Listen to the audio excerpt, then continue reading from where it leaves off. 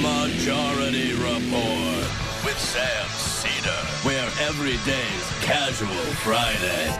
That means Monday is Casual Monday, Tuesday, Casual Tuesday, Wednesday, Casual Hump Day, Thursday, Casual Thurs, that's what we call it, and Friday, Casual Shabbat. The Majority Report with Sam Seder.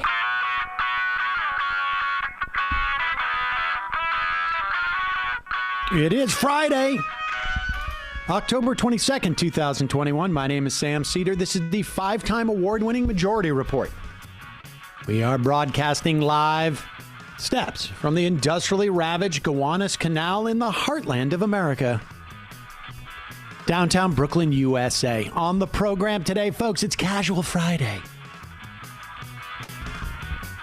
And Dave Weigel, national political correspondent for the Washington Post, will mosey on to the show, as will Jason Myles, co-host of the This Is Revolution podcast, talk about his excellent piece he posted on Medium, I Was a Teenage Anarchist. Also on the program today, White House wants a reconciliation and infrastructure vote ASAP. They want it next week. As Mancinema continue to hack away at that reconciliation bill.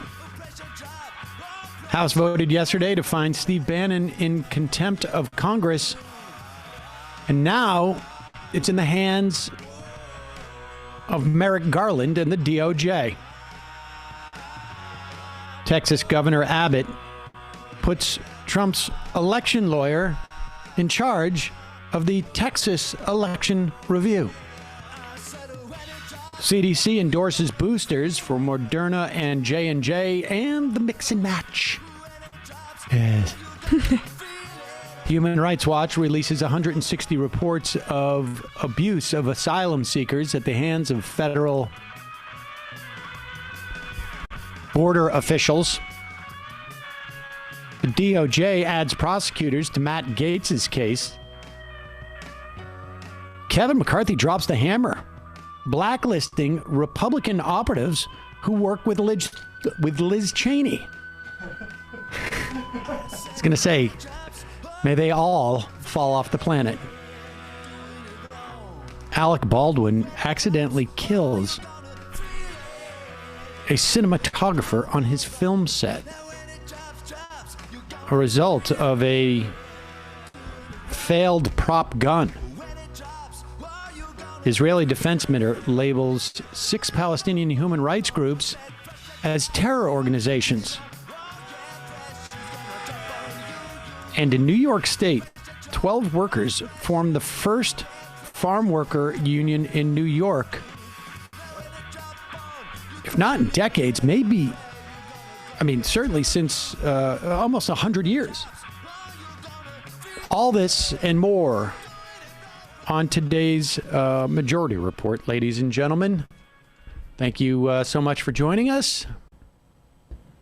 Joining me, as she does every day. In fact, she joins me on days I'm not even here. Mm-hmm. Emma Vigland. Hello, Emma. Hello. You were with us in spirit yesterday. I would say maybe you haunted us. Was there tech problems? No. But there was Apple discussions. Oh. Without you. Whoa. That's a little awkward. Yeah. That is a little awkward. Don't like to hear anything like that, but okay. The point is that The Bachelorette had a debate with a guy who showed up dressed as an apple. And he said he was a Granny Smith, and he was in a red suit. And she listed at him like 5 to 6 to 7 separate apples that he could have been, and he totally flubbed his entrance by saying he was a Granny Smith. The point being is that that guy could have been really 2,500 apples. Yes, and you would have obviously bested her. She's a teacher. That's why he was dressed as an apple. You have to keep up. Oh, I got it. Yeah. So you should maybe, I don't know if they're still filming, probably not. You should probably apply to date this woman on The Bachelorette. She has the apple acumen that you so seek. Could be a mid-season addition to the right, exactly. Yeah, that's unlikely. Nevertheless, I appreciate that apples were discussed yesterday on the program in my absence. That's always good to hear. It is Friday, and as we head into the weekend, we like to look back.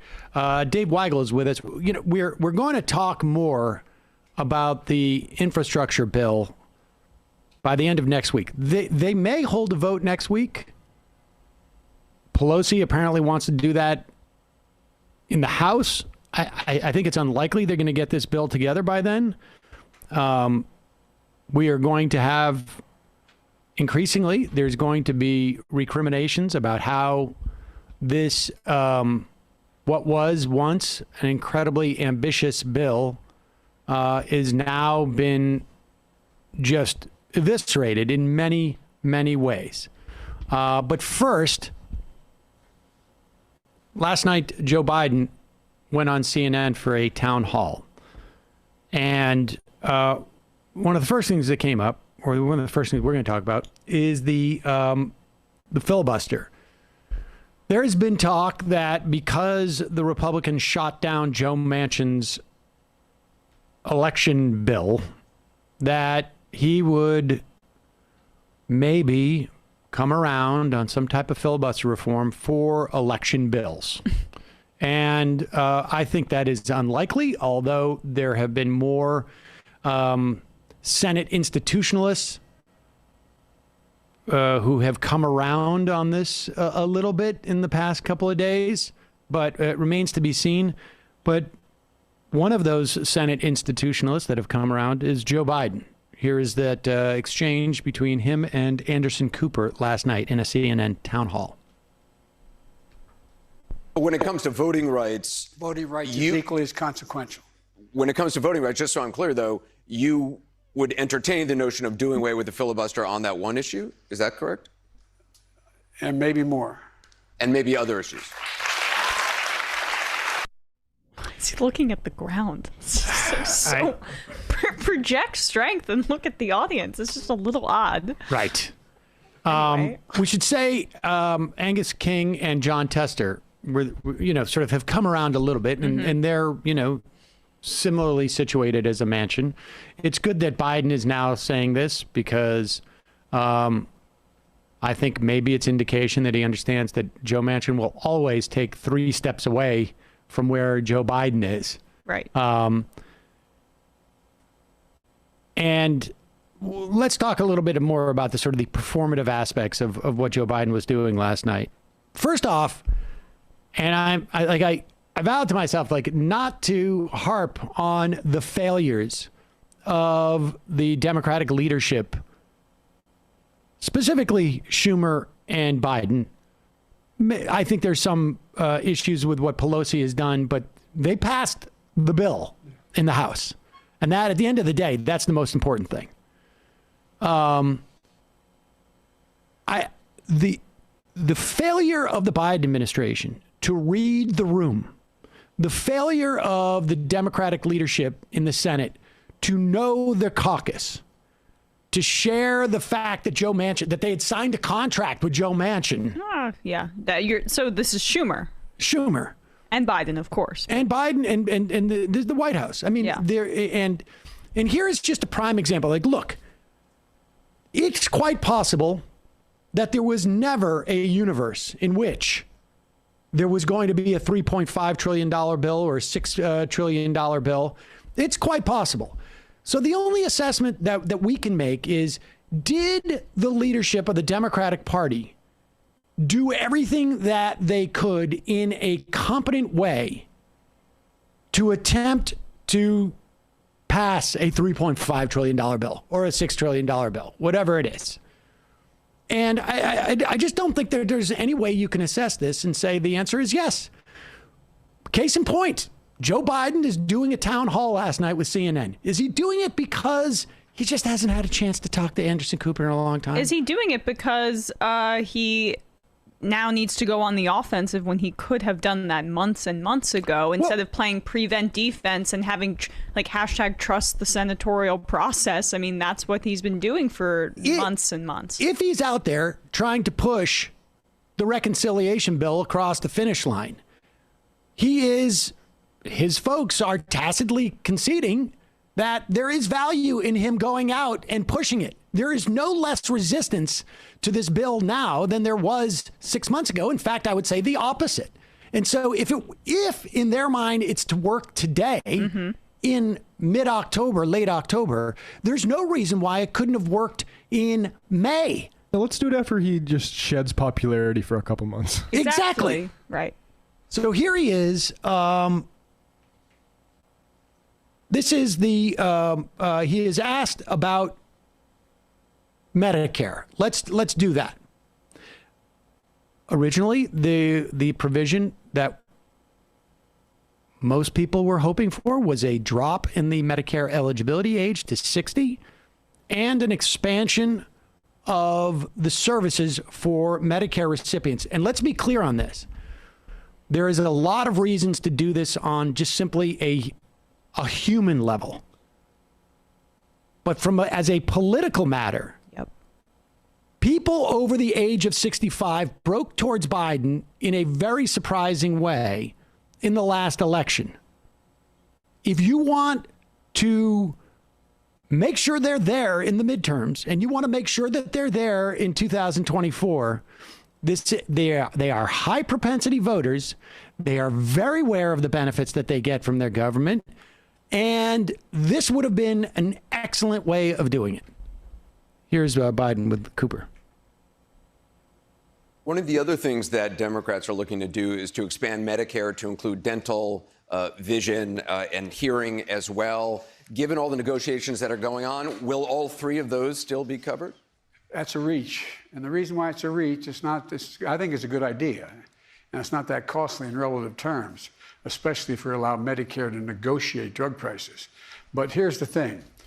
Mr. Manchin is opposed to that, as is, I think, Senator Sinema is as well. Opposed to all of them? Opposed to all three, because they don't want, he says he doesn't want to further burden Medicare. Yes, and that's BS. Well, she's also against the negotiating of the pharmaceuticals by Medicare, which would have provided all the savings that you needed for these things. Now, here is, we mentioned this on Wednesday, the FDA is looking to get hearing aids to be non-prescription. So when you start hearing the inclusion of hearing aids into the expansion of Medicare, understand this is BS. This is window dressing. Well, it's not a question. It is a distraction. Yeah. It is an attempt to say we can trade away the dental, which is really the big expense here. We can trade away the dental. We can trade away the vision, also a big expense because of we allow for such monopolistic practices when it comes to eyewear. And just to make it clear to people, because you mentioned it earlier, where we started with these negotiations was a twofold conversation that Bernie Sanders was pushing to include dental, hearing, and vision in Medicare and expand those benefits, and to lower the eligibility age. Bernie and the progressives have all but conceded that massive component of the lowering of the eligibility age to 60. And now we're talking about cutting what the entire caucus seemingly agreed to in terms of expanding the benefits in an additional way.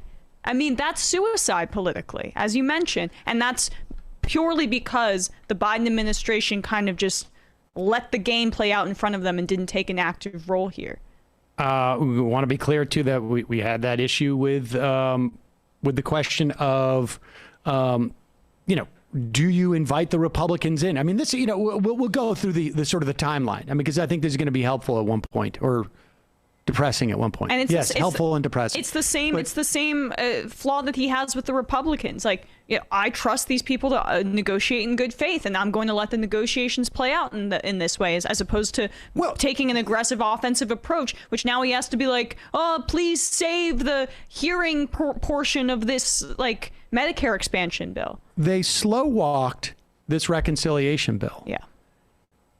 Maybe not on purpose. They were under the completely bizarre belief that they needed to open this up to the Republicans and walk them into the White House in the spring. And then it was Portman and Sinema. and all the while giving people like Manchin and Sinema and the Chamber of Commerce and the drug lobby and the dentists the opportunity to amass war chests and strategies to fight this bill. Mm-hmm. Huge mistake. And then it's also just a question of just simple messaging. Here is Joe Biden with Anderson Cooper in the same CNN town hall in Baltimore last night. Senator Manchin has said, despite the fact that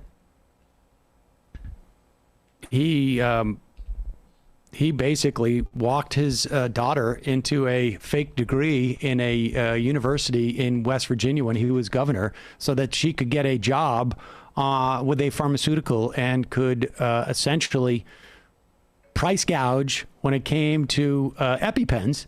Or was it, I think it was EpiPens. Yes. This guy doesn't want anybody getting too comfortable with these small checks for their children to help them with dealing with costs and expenses that are associated with having kids. So he wants a means test on the child tax credit. Here's Joe Biden's response to this. If I don't listen to anything Joe Biden says and someone just tells me he's against it, I'm happy. But when I listen to what he says, I get completely lost and flummoxed because there is some bizarre belief system that they have in the White House that nothing can be straightforward. Here it is. Joe Manchin wants a work requirement with your enhanced tax credit for kids. Is that something you would support? No. Here's the deal. All these people are working anyway. And by the way, you know, why should somebody who is not working and has, has a $1 million trust fund, why should they get the benefit and someone making 60 grand and not working but staying home, why should they not get anything? I don't get that.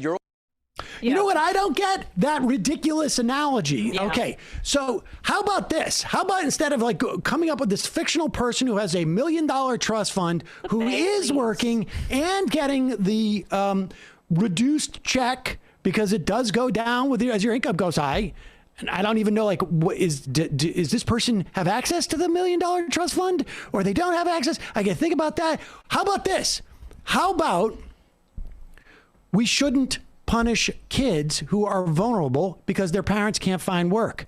How about if you really are concerned about getting people back to work, let's work on some programs for that. But let's make sure that parents have enough support to raise our kids in the way that we want them to. I mean, this is easy, basic stuff. If you've got to start going into sort of these hypotheticals about people who have $1 million trust funds, but they're actually working because they don't have access to the trust fund, but there's some way they're going to have the trust fund. And so the trust fund, the $1 million that they have with the trust fund's not undercutting the means test on the, what? Doesn't every working person talk about trust funds on the regular? Yeah, it's a very familiar scenario. Yeah, exactly. It's just some, it's so do convoluted. they not know in the White House he was going to do this? Did they not know that was a question they were going to get? Of course they did. Yeah. I mean, it's just bizarre. Here's the deal. All these people are working anyway, which is essentially saying, look, we don't need a work requirement. We're already coercive enough under our capitalist system. We agree with the work requirement. We just don't need it. Yeah, it's already built into our society. It really is a layup in a variety of ways. And say he still wanted to make the commitment, use his old phrasing about how people need to be back to work, etc. You could just say the pandemic has shown us that you can lose your job through no fault of your own. He loves to say that. Again, this is me talking as Biden, and we shouldn't have children bear the brunt of it. And that's the you can use the pandemic to that for that, and he chose not to, of course. All right, we got to take a quick break. When we come back, we'll be talking to Dave Weigel, the national political correspondent for the Washington Post. Folks, a couple of sponsors today. Two of my favorite. First off, Sunset Lake Sebede.com. They are movement sponsors of this program. 20% off. They're fans of the show. 20% off if you use the code LEFTISBEST. The tinctures that allow me to sleep at night when my child does not wake me up. They have CBD in multiple different doses, and like in terms of how much meg, but also they also have it with melatonin. They have embedded, what do you call it? Infused fudge, tremendous. Also, they have coffee, infused coffee. They have keef, smokables. Matt, why don't you talk about what you do with those smokables? Oh, well, I have an ounce of keef here. I keep forgetting to lug back across Brooklyn, but what I will do with this is mix it into with my other smokables, as you call them, in my grinder, and it pads it out nicely, and it creates a nice little soothing, sort of relaxing vibe to my experience. They have arnica salve that has been great for me personally with my eczema, but it's for muscles. They have hand lotion. They have gummies. Really great products. They're a great company. They use integrated pest management. They use regenerative farming practices, 100% organic fertilizer. And they have been really supportive of not only the things that we've done here in terms of fundraising for Afghan refugees, but they're the ones who sort of let us know about what's going on in Worcester with the St. Vincent's Union and helped send money to support those folks. They have been involved in the longest nurses strike in the history of Massachusetts. Wow. Up in Worcester. They do a lot of stuff in the Burlington area. Just a great company all around. $15 minimum wage, mostly employee owned. SunsetLakeCBD.com, 20% off. Left is best is the code. Left is best is the code. So check that out. Really great folks there. Also, Bradley, you got to text him. You got an old email for him or something. He's in. Okay. Yeah. Okay, great. Also, today's show is sponsored by mysolarnerd.com.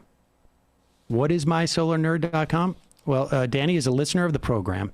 He is a solar consultant, fan, longtime listener of the program, and he was working for some solar companies, felt like what he was seeing was not helpful for folks who wanted to go solar. Some of that stuff gets a little bit predatory at times. He set up this consultation business.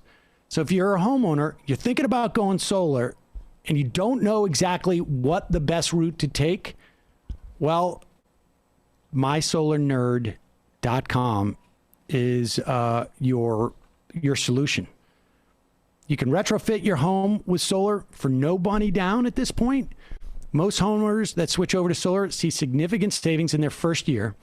And there is a solar investor tax credit that was going away. Apparently the provisions from the some of the COVID relief have kicked in.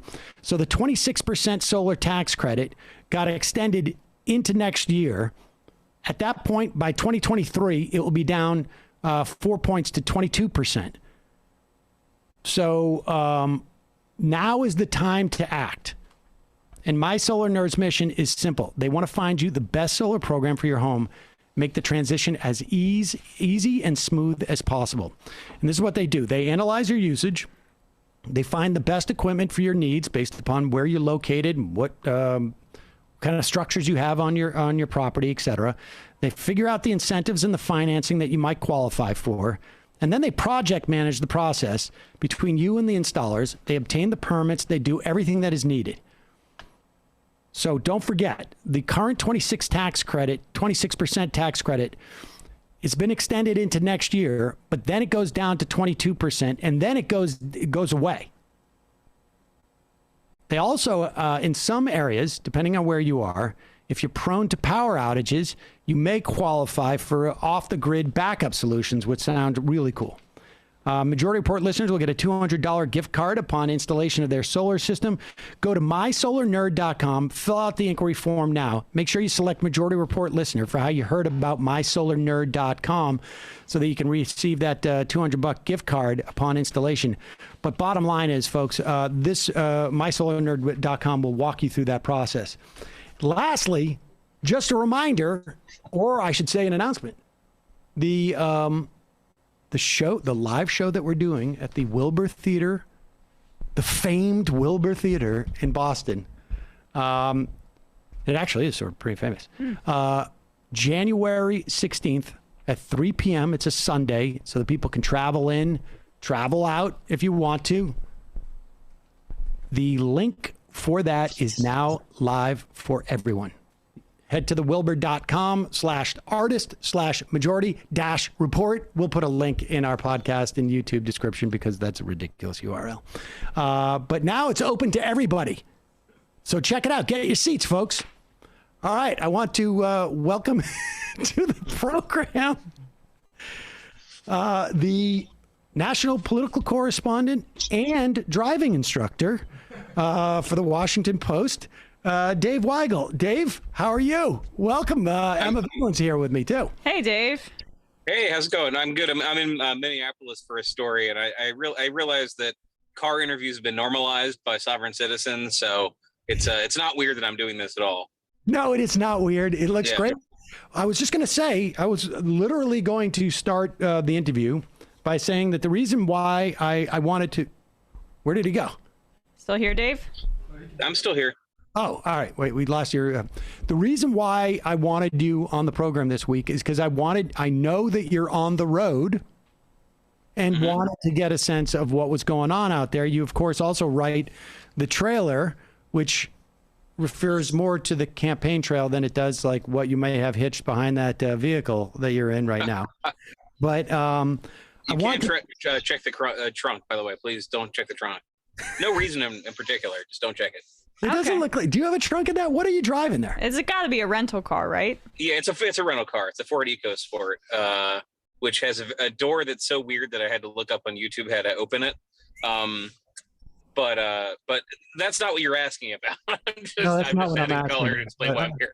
But that is, well, I do want to talk about why you're out there. But I want to go through some of the pieces that you've had at the trailer over the past, month or so, starting with, I guess one of the most recent, which was just a couple of days ago. There is, sort of, I guess we're around fundraising time right now. Or I should, let's start with actually what's going on with January 6th, because what is your sense with the sensitivity of voters out there to what's going on with the reconciliation bill and the infrastructure bill? Like how much attention is being paid by voters, and to the extent that they pay attention to it, like how first order is it? Are they out there going like, what's happening with the Medicare expansion? Or are they just getting this message that two senators are rolling the entire Democratic Party? I'm not even sure if they get that message. It doesn't come up much unless candidates bring it up, and they bring it up. Terry McAuliffe in Virginia is a good example. Phil Murphy said the same thing in New Jersey. They bring it up saying, look, we know what we want to do if we get this, if this money goes out.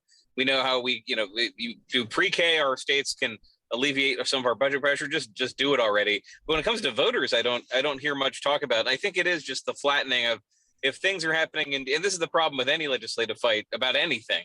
If that thing in DC is happening slowly and people aren't all agreeing on it, there must be something bad about it. Now, I'm one of the people who says, like, you get unanimous votes really quickly on things like Havana syndrome relief. I mean, anything worth doing is going for either party is going to be complicated, but people are just tuning out. It's not like the health care bill 12 years ago where people know there's a part of my life that will be affected if this passes. I don't think it's that clear yet. And Democrats haven't tried to, they've sold some stuff that will be part of some people's lives, but not touching everybody's lives the way healthcare did. And frankly, the way that Republicans campaigned against the ACA was, well, if this bill's complicated, they won't tell you what's in it. We're going to tell you some stuff that's going to do that may or not be real.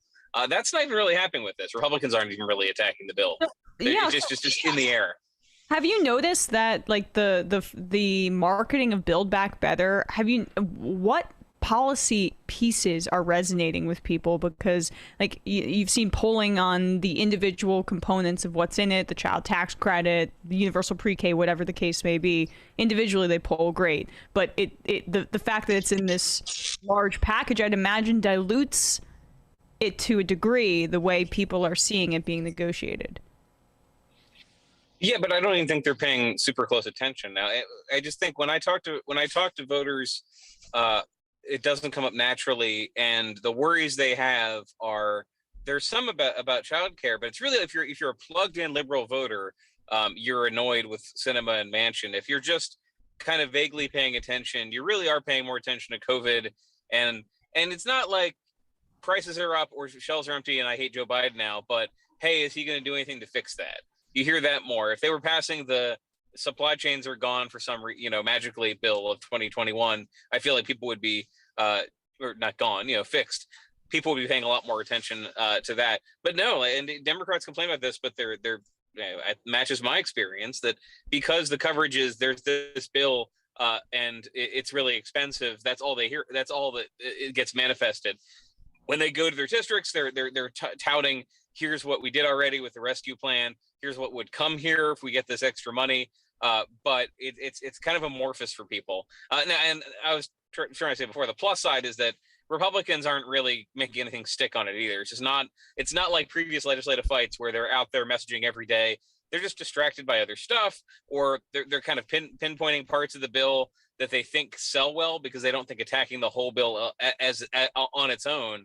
Even the reconciliation package of $3.5 trillion, everything in it, that was popular, and they never really found a way to attack it. So in one way, if Democrats get it over the line, the fact that people are not paying a ton of attention right now is probably helping them. Well, I mean, I think it actually is because there has been a lack of Republican demonization of the bill. Yeah. That there isn't that the bill remains popular, at least in the context of what's in it. But there is it shows the vacuum that it was created by the Democrats not coming out and seizing.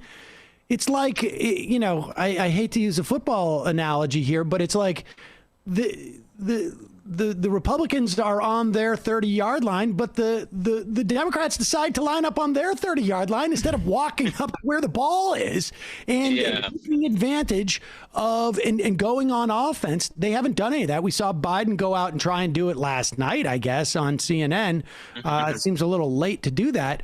And so from the perspective of talking, and I'm curious if it's different, whether it's, you're talking to sort of center left or center right of across the spectrum. What are the voters that you talk to talking about? Is it COVID and just the idea of maybe inflation, or more than anything anything that's being discussed in Washington this second? Definitely. And it's really it really is just people spend a year, maybe more for some people, maybe a little bit less for some, a year not interacting with society at the same level. And so there's just a constellation of stuff that's different and stuff that's weirder. And I think Democrats, when they've gotten people to pay attention to their bill, it's been, well, there's a child care component that would be very helpful for specifically the problem that a lot of people are having right now.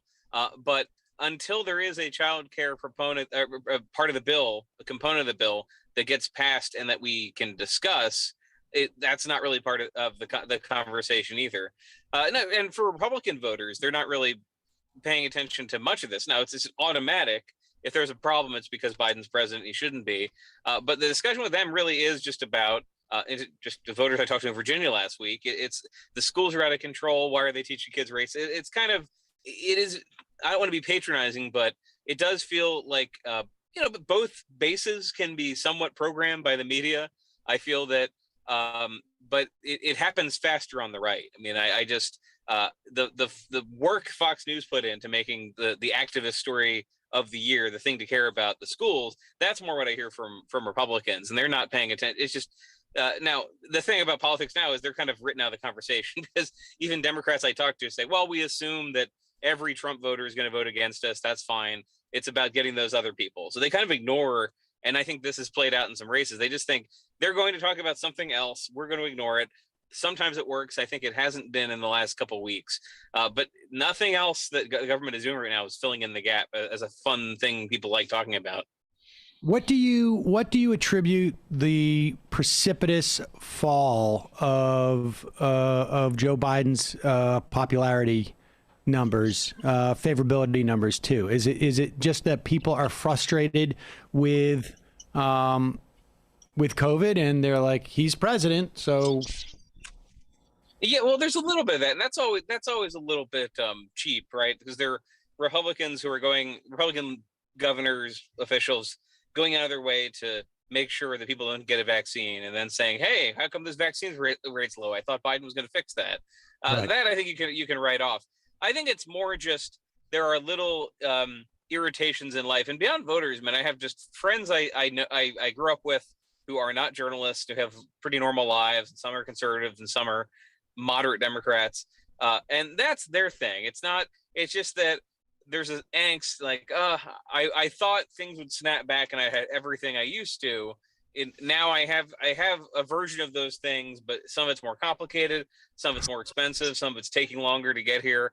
And some of this is not really a thing that a party can message. I mean, if you live in a capitalist society and people can't get stuff as fast, well, if the entire system, the entire economic system, the entire happiness delivery system of the country is you can get stuff whenever you want, you can fill your man cave, you can make not even have to think about feeding your family, but then that's going to be an issue. I think some of it too, and everything ends up being a media conversation, but it's a little bit overdetermined. I mean, I'll read like an article about the shelves being completely empty, and I'll notice, oh yeah, there was that day when I went to the store at 9, and then the next day I came and it was full. Like things are a little bit bad, but not totally off kilter. And yet that is the perception. I think that's real. That a thing that never used to happen being a little bit worse. That people notice that, and if a one party, one network is saying it's all about to collapse. The fact that shelf is empty means we're already on the road to being Cuba, Venezuela, take your pick. That's pretty powerful. I don't think Democrats have like a great answer for that. They just need that to be fixed somehow.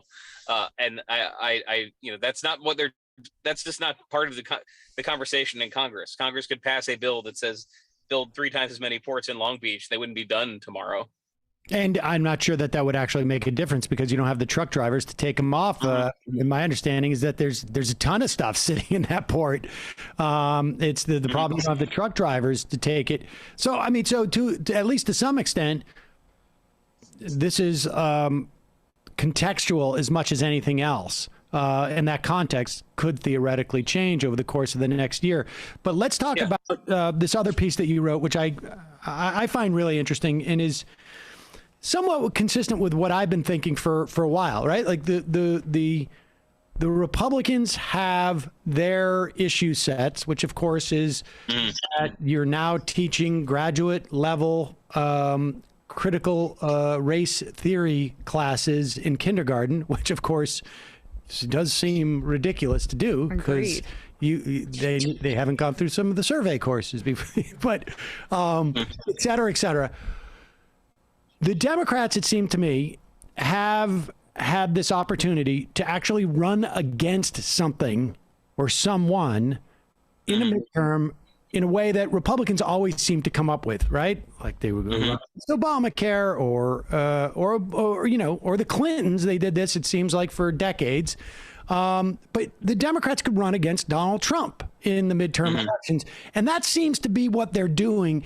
And they're using January 6th as a mechanism to do that. Will you talk about that? Because that to me, I don't know that they're executing that strategy in the way that I would suggest that they do it, but they're at least pursuing that strategy. Yeah, they are, and it's noticeable to me. I wrote about it this week because I go and check what were the ads 3 years ago, the ads 5 years ago, what are the ads now, and the Democratic thinking of 2018 and for a lot of 2020 was, if you're just focusing on Trump, then people think you don't stand for anything else. It does have a way of overwhelming things. You could run 10 ads about your tax plan, one ad about Trump, and it'll be, why are you talking about Trump so much? What January 6th did change that, and Trump's approach to the post-presidency changed that, because he is driving the news driving the news and also the belief systems of Republicans. That is unique. I mean, we always like I think in political reporting to find an analog or find a narrative that has been part of this before. That is pretty unique. Maybe you could go to Teddy Roosevelt clamoring throughout 1909, 1910, and then coming back and running again. But Republicans around the country weren't at that time just changing what they stood for because Teddy Roosevelt told them to. This is new, and so it happens that the two big, three, if we can include the California recall, all the big statewide races this year are in Democratic states. And the Democratic theory is, look, we have some problems, but demographically right now we know there are lots of white liberals who just don't vote in off-year elections and might be unhappy about issues 1, 2, or 3.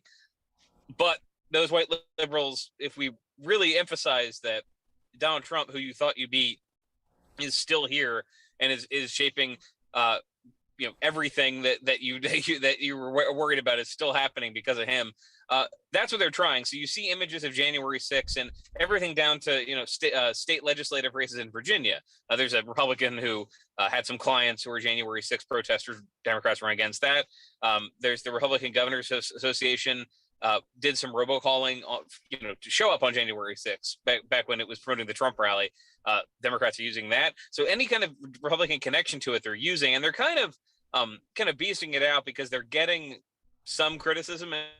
I always find it ironic. If you turn on cable, CNN or MSNBC, it's about Trump about half the time, generously. It's probably more than that. But I've noticed they'll bring on a Terry McAuliffe or Phil Murphy and say, like, are you talking too much about Trump? They're kind of revealing. Well, no, they're kind of revealing. I think this happened with McAuliffe on Dana Bash's show, I think. And no, I think they're doing a little self-denial here. The reason they're still talking about Donald Trump's existence and trying to reshape the country into a kind of one-party conservative Orbanish state, they talk about that. So when Democrats are talking about it, that's the same audience. The mom in Fairfax and Loudoun County who got really organized in 2017 and might be disappointed now, getting her back out. And I saw a little of that happen just talking to voters in Virginia last week. You did hear among Democrats, one of the first things that comes up is that Republicans have gone crazy. I have to vote against Trump, things like that. It is kind of new. And it's some are more blunt about it and say, look, in a typical midterm, even if things are good, you just run on, we did some stuff, people don't turn out. You do need to scare people. So if you want to be despondent about it, it's both parties. I'm not doing a both sides thing. I'm just saying things are so polarized. The demographics of the parties are so set that people say, well, we know about who turned out in 2020. So let's get as many of them out as possible. What does it take? And it turns out Democrats think right now what it takes is reminding them of the Trump role in the party, which I think leaves out a lot. I mean, that leaves them vulnerable because there's just issues that Trump talked about in a kind of unsophisticated way. Like critical race theory is a great example.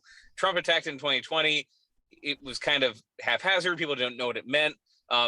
Taking that away from Trump and seeing it manifest with all these conservative groups that make it more about, no, your kid, trust me, this is what's happened to your kid. I think Democrats underrated a little bit of how once that became an activist issue, it would change from being a Trump issue. But they can point out, like, this is a Trump issue. This is the people. This is what I think Terry McAuliffe in Virginia has tried to do with mixed success. Is yes, you see and hear the people yelling about critical race theory. That is all a Trump made up issue. Don't worry about it. And I think they've kind of tried to wait out the moral panic here and assume that's just not going to be big enough to overwhelm it. But it's way easier to just say, this is the same kind of Trump division, race baiting politics.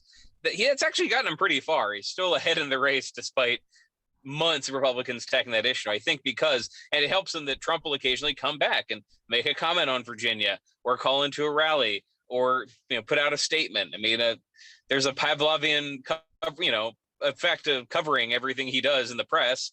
So Republicans get asked about it. That Democrats do think that benefits them. And finally, like the tell is that Trump is just not campaigning in these places. Trump is not physically going to the states where these elections are happening because he's not popular and Republicans don't want him to come. And when that's the case, the other party says, okay, well, we know your weakness. You're kind of telling us you don't want us to talk about this gigantic figure in your party who's really unpopular here. Got it. We're going to do that right away. I mean, that to me seems, I mean, I subscribe and have been saying this for months that they should be running against Trump. I wonder, I'm curious about that. I mean, because you have this dynamic, right? That is in 2018, the Democrats came out in more numbers than the Republicans, even though they both came out in sort of record numbers. More Democrats came out because the only way they could vote against Trump was to vote against Republicans. It's not the same relationship when you're coming out trying to vote for Trump that you're voting for Republicans. But they're going to come out and they're trying to make critical race theories distinct from the Trumpism in the party. Yeah. How well are the Democrats focusing on Trump? Sometimes I fear that they get too wrapped up in January 6th and we're, speaking on political terms here. So I just want people, before they send me the email about Democrats need to do something. Of course, I think on policy grounds, maybe even more so than political grounds, frankly, but certainly to deliver their base, they need to deliver some material benefits so that you get those people. But we're talking about the people who are low propensity voters. Maybe they'll come out in a general election, but they don't generally come out in these off-year elections unless they can feel like they're voting against Trump. And I wonder if the Democrats aren't focusing. I know the idea is like January 6th is a surrogate for Trump, but I wonder if that surrogate is just too far removed. And if they couldn't just say, like, this guy I'm running against is a Trumpista. They do say that. They do. I wrote the story. Sorry to talk over it, and I've been talking too much, so I'll be quick. But I wrote the story about January 6th just because I was saying specifically, there are images of January 6th running in TV ads, and not every Democrat, but Democrats who think that it's who were on the fence about whether that would be effective. Do people forget things 6 months later? They say no. It's awful enough. These images are awful enough. The ongoing story is awful enough that we can use it. But they're being explicit about Trump and Trumpism, and that's really Newsom, Phil Murphy in New Jersey, and Terry McAuliffe all talk the same way, which is, we won, we beat, because all three states Trump lost them. We did our work, he's gone, but Trumpism is still here. And the word Trumpism, each one of them has said in some form. In New Jersey, there are, if you go to the really Democratic areas like Newark and Jersey City, there's Democratic Party signs that just say, vote for Murphy, defeat the Trump team. And in Virginia, they actually, the McAuliffe campaign has made signs, and there's more to campaigns and signs, but has made signs that are exactly like the Youngkin logo, but they have Trump endorses Youngkin on it in the same font.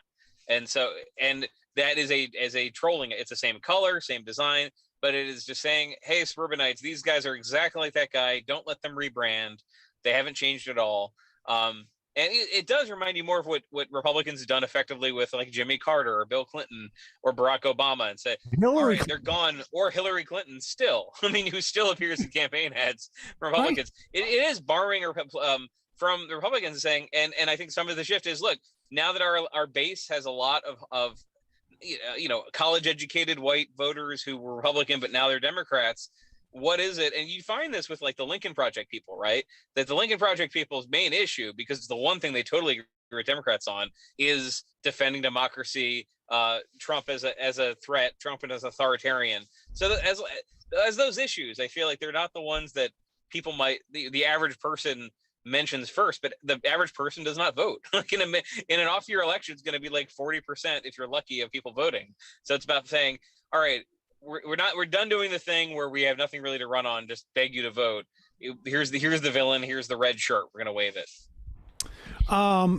What's your sense of how that's going? There's a lot of talk about Virginia tightening and McAuliffe, stumbling. I feel like every time we get close to Virginia, it's the same sort of story. Like, I don't know. It feels like there's a couple of places. It always feels like this is the year Texas is going to go blue, and this is the year that, in Virginia, it's going to swing back red. What's your sense of what's going on the ground? Well, yeah, I think Democrats are running a good campaign. Their turnout in early voting they've been winning that, like less of a landslide than 2020, but bigger than 2017. So they're executing, but their Republicans just are closing out with a couple moral panics, and moral panics are not new to Virginia. Remember, the first race I watched when I was living in Virginia in 2005 was the race for governor and attorney general that year. It was all about child sexual predators. Because the Republican had been attorney general, Republican nominee for governor, and he cracked down on child sexual predators. He was tough on child sexual predators. Well, Democrats let them out of jail. That sort of that's like the whole children are at risk ethos, or that's been running through campaigns forever. And the current version of it is both in Virginia. The liberals want to teach your kids these crazy things that who knows what they're teaching, and they don't want you to have a say in it. I'm not trying. I'm kind of lottie-dying it, because it's if you push it, it is stuff like they're being told that America was founded on slavery and things like. We don't need to go through a whole 1619 project. It's that, but it's also there's a case before Loudoun County instituted a open door kind of transgender use the bathroom of your choice. Before they did that, a couple months before, there was a sexual assault that's being investigated that was reported, et cetera, working through the system.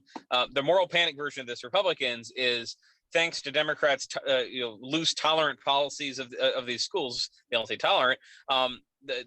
It's happening, people. It's happening. The transgender people are breaking in and committing sexual assault. And you've seen that at the close of the campaign. Very familiar. The close of a lot of campaigns is, when in doubt, children are endangered. Children are endangered. Children are going to be sexualized. They're going to be corrupted. They're going to be ruined. And I don't think the Democrats were quite ready to respond to that, because their message is, yes, we're the party that's going to protect children from waste and poverty and COVID-19. We're keep the schools open with vaccine mandates. Still incredibly popular. Republicans have tried to turn that, and you see in some of the coverage. If people are shorthanding, it's like Youngkin closes on education, and that's been irritating the Democrats. They say, look, literally the first policy that McAuliffe rolled out was a giant education budget. Youngkin took months to come up with anything else. There's much more to education than are you going to stop them from teaching, how to Nicole Hannah-Jones, or there's much more to it than that. But they're not good at it. Like, every time there's a moral panic, very rarely do Democrats grab the wheel and win. When they do, like they did I'm in Minnesota now, so I'm thinking about it. When they do, like with the racial justice protest last year, they eventually get embarrassed by something and they back out of it. So that's how it's closing in Virginia. Now, just because Republicans, I think, have like hammered this message, they do that at every election, right? At this point in 2017, it was that Gillespie was doing a great job seizing the MS-13 sanctuary city issue. 4 years before that, it was that the Obamacare website's failure that was crashing things. I remember with Tim Kaine, it was what I just mentioned, the child sexual predators, the death penalty, all these sorts of issues. There's always something that it tightens at the end, and but it's like a jump ball. I mean, I feel like if it's a McAuliffe win by a couple of points or a loss by a couple of points, the same message will be like, some of this stuff clearly worked. Democrats clearly turned out some, but not enough of their voters. But it's all, that's really it. Like they're trying to say the ending of this race is this is a dangerous Republican Party that can't be trusted, that's really radical, and we're going to just fix the normal things like education. And the Republican message is more of like a moral panic. Things are falling apart, and Democrats are for your children in particular, Democrats are not going to fix it. What's going on in terms of, and maybe you don't know, I don't know if you've been down there. This isn't directly associated with the midterms, but I'm curious in terms of like ad deployment, like what is the sort of the rear guard action that like someone like Sinema is taking in Arizona? I mean, because now it seems like she has crossed some type of Rubicon, both in her mind, but also in the greater context that, like, she's not going to be the nominee of the Democratic Party next time around, despite the fact that they seem to have been deploying a bunch of ads saying that she is supporting all the things that she seems to be cutting. Yeah. Well, I mean, Andrew Perez and David Sirota have been doing a good job pointing out who's funding ads in Arizona. There are some progressive group ads there, as there were in West Virginia. Same groups, Building Back Better, these Democratic PACs that were started to help out Biden. They've been running ads, and it's more the kind of pharma groups have stood up these things that say call Sinema and thank her. I don't think the ads are particularly relevant to why she's in the position she's in right now, because she won't tell anybody. I mean, this has been the frustration with Arizonans and reporters, some of whom are Arizonans, is that you kind of hear after the fact what she agreed to, but she's not communicating it on a day-to-day basis. So groups don't know what to do except an overall message of, you're not listening to us. We elected you and you're not doing anything. Why? That's sort of the message, and that's just being funded. Yeah, it's very cookie cutter, the messaging against it, and it might just be vapor in the wind. I'm not sure that an ad that maybe Sinema is not even watching and that voters might be missing, paid for by pharma, telling voters to thank her for the infrastructure bill, which hasn't been passed yet. I don't know how effective it is, but it's basically a pretty equal amount of money that's going back and forth on the TV. All right. So, I don't know. I mean, what do you suspect that? I mean, what if McAuliffe wins bigger in Virginia than we had anticipated? Let's say, what if New Jersey is a more resounding victory? Are we going to see the Democrats just go full tilt on Donald Trump and try and sort of forefront him? I mean, I remember after Obama won, the Obama administration seemed to do this with Rush Limbaugh for a couple of months. Yeah. Do you remember that, where they made him after he said, "I hope he fails," they kind of made him the target. They made him the face of the party. And your point is the Clintons, Pelosi, AOC, Republicans always find a boogie, generally woman, but sometimes man. Democrats never do that. They never seem to be able to do that. And Donald Trump seems to be sort of like turnkey for this. Yeah, that would be the message, I think. Now, if they win, there's going to be a bunch of stuff that goes into it. But the clear message would be, we spent a lot of money doing what we hadn't done before, which is say Trumpism's on the ballot. Remember this guy, he wants this guy to win. And they'll say that definitely worked. I don't think that means that they then don't do anything but run on that in 2022. But they want to get, when they're effective, they're sometimes in Republicans' heads and tying them to stuff they're not popular running on. And Trump is one of them. So will this work as effectively in the Kentucky Senate race? I don't think it will. And Charles Booker is not really doing that. But in Pennsylvania, I think that will encourage Democrats to say, all right, it turns out if people and they'll tell themselves, we don't know what the economy looks like. But I think Democrats generally believe, in talking to the pollsters, oh yeah, things got pretty bad now. The trends of what if the bill is passed and the Fed is right that inflation's dipping, maybe even if gas is the same price next year and people are used to it, then a lot of those problems are going to go away. We can run on. We're putting things back together, and also Trump's terrible. The COVID part is the hardest one to handle. That's why I'm talking the least about it. But they'll also say, after they said in California, look, being the party of vaccines and mask mandates is a winner, and people need to just stop privileging the people who come and yell and protest about it. I think they already won that argument in California. I don't think it'd be revisited if whatever happens next month. I think it would be a question of, frankly, did McAuliffe screw up personally in talking about schools and give an opening for Republicans to talk about it nonstop? Because that's really the issue. It's that it was a mistake that it wasn't even a mistake. It's what McAuliffe believes, that parents shouldn't be going in and putting red X's over books they don't like. But it was more that Republicans then spent a month saying that is the issue. That's what's on the ballot. So there'll probably be an investigation of this issue that Democrats, again, in Congress do not care about or not talking about at all. It's not like even 2009 when Bob McDonnell wins and Chris Christie wins, and Democrats in the Capitol are like, oh gosh, this Obamacare is unpopular, isn't it? It wouldn't be that. It'd be, oh, I guess the critical race theory thing, that worked. Good for them. I don't know. I don't quite know how they react to a loss there. There's work being done to say any kind of bad result there means they should stop and not do their agenda, not pass the agenda, which is not a thing that anyone actually wants apart from message makers. If I'm a Republican, I want to win those elections and say it's very clear that Biden has no mandate, because that's what you say every time you want to stop him doing something. Therefore, he should stop doing all this stuff and go back to unifying the country, i.e., not doing anything. Yeah. I think that's what they will say, but that's it's not very convincing. No. Dave Weigel, I want to encourage people to come and check out the trailer so that they can see the stories about the sort of collapsing, if you will, or maybe the narrowing of the potential seats of pickup in the House, but not so much in the Senate.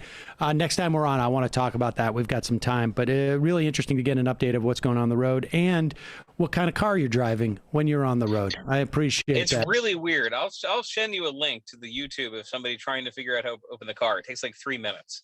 We'll do that later in the program. Dave, always a pleasure. Supply chains. Yeah. Thanks so much.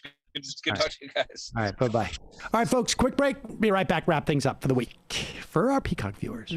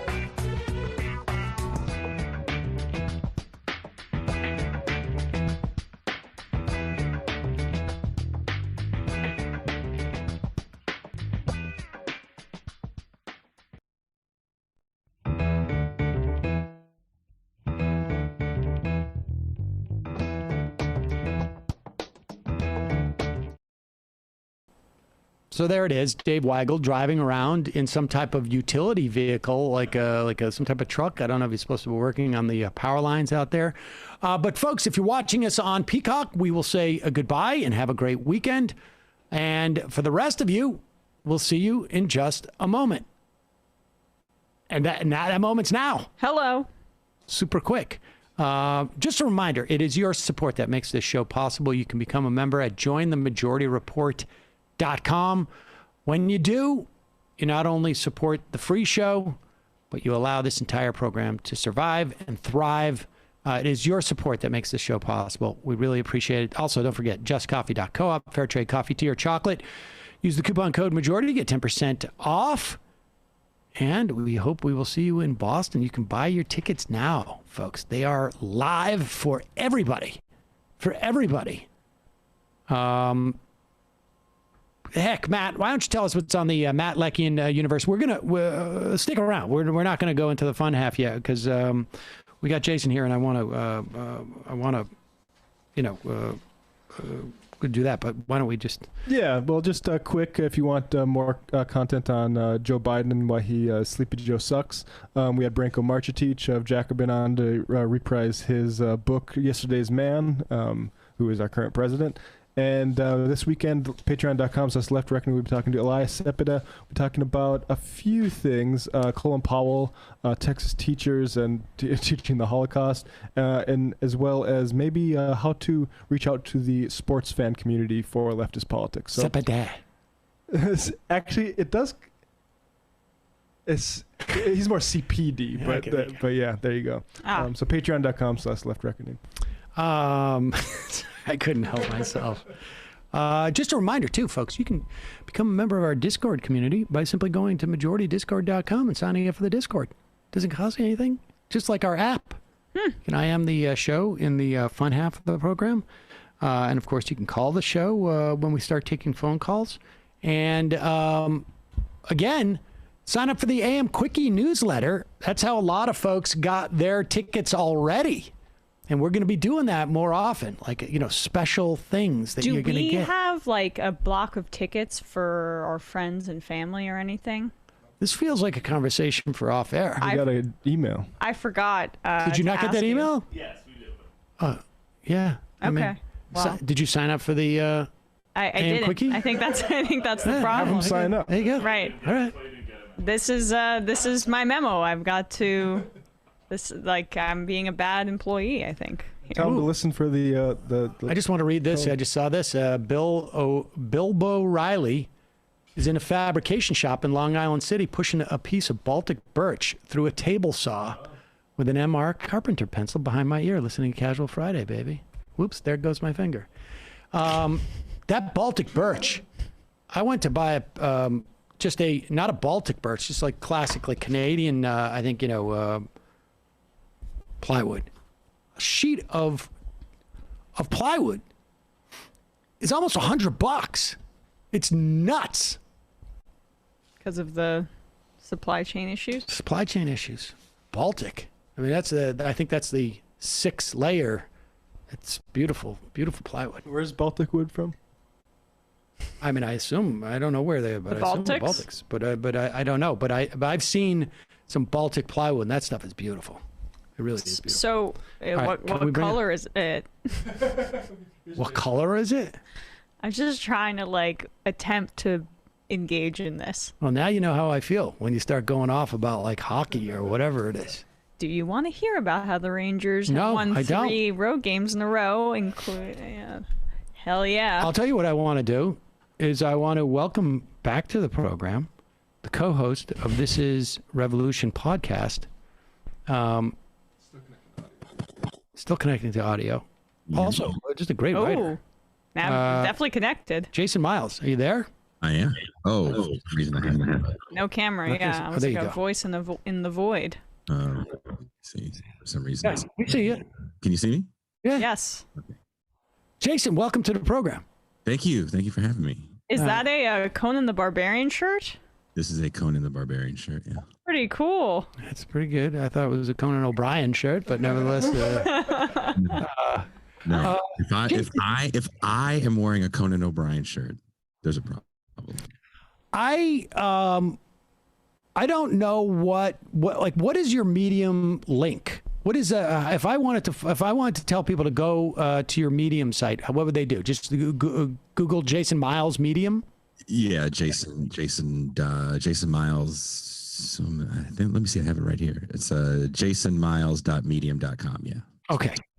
This piece I've been thinking about for 6 weeks almost. You wrote in September, I was a teenage anarchist. Of course, also a title of the song. But it's a great piece. And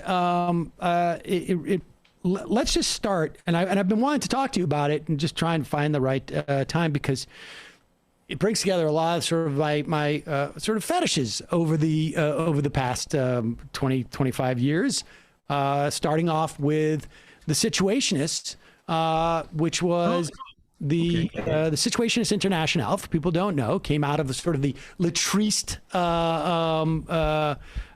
movement. And this, it was, I guess, centered in France a little bit, but it was throughout Europe. A guy named Guy Debord was at least, I guess, the most well-known of them. And there was not many of them. There's many people who attribute to them the 68 riots in Paris. And there was only, that was largely from them. And they developed all of these sort of like ideas of the spectacle. You can read Guy Debord's Society of the Spectacle. You watch a couple of his crazy movies, which I still have on VHS from back in the day. And know about Malcolm McLaren being a part of that crew? Yes, and there was a book called Lipstick Traces, in which there was a played version with that guy Urbana was I think played Guy Debord in it back in 2000. Went down there, and much of this I ended up sort of parroting a little bit in the movie called Bad Situation. So this whole world I really find fascinating that you start off with things like appropriating advertising messages and repurposing them. And the Situationist had an idea about architecture and urban planning that was, Not much, only guys like Mike Davis really got into stuff like architecture and urban planning when he writes, oh God, I can't think of the name of the City book. of Quartz. Yes, City of Quartz about California. And then, when you think about a guy like Malcolm McLaren and you think about the Sex Pistols, for me personally, and I don't know if you know this because I've only interacted with you like this. You were on Ben Burgess' show and we were both guests, and then Pascal and I were on. So you might not know, I actually am a musician. Me doing this show comes out of something I wanted to do right before COVID. And then it was going to be something we did. The band thought it was a dumb idea. Something we did when we weren't touring, because I toured a lot. And so that's where this comes from. So I actually lived in a warehouse in West Oakland. If you're familiar with the movie Sorry to Bother You, a lot of that was shot there. But in this warehouse where these bands practiced and recorded, the Flipper was in there. The Dead Kennedys would come by so often. Faith No More is there. Then all the 80s metal bands are there. And then everything hip hop from the Bay Area is done out of there as well. So I kind of had my outlook on a lot of the things I see. And if you read the piece, a lot of it is really about the online left. Well, I mean, that's, that was the sort of that's a spoiler alert. It comes in and I was just reading the piece. I don't know how I can't remember exactly how I came across it. And I was just reading it from the perspective of looking at the relationship. And, so much of it is like sort of like a Gen X sort of centered type of experience of music. And so let's go through that, because I love the way that you talk about this music in relationship to what was happening politically. And then ultimately where we get to this idea of both of its deconstruction, and hold on, let me get to my notes here. It's the culture of deconstruction banging up against the culture of authenticity is where all this is leading. And these are all very big issues for those of us who sort of were in our 20s and in Gen X in the 90s. And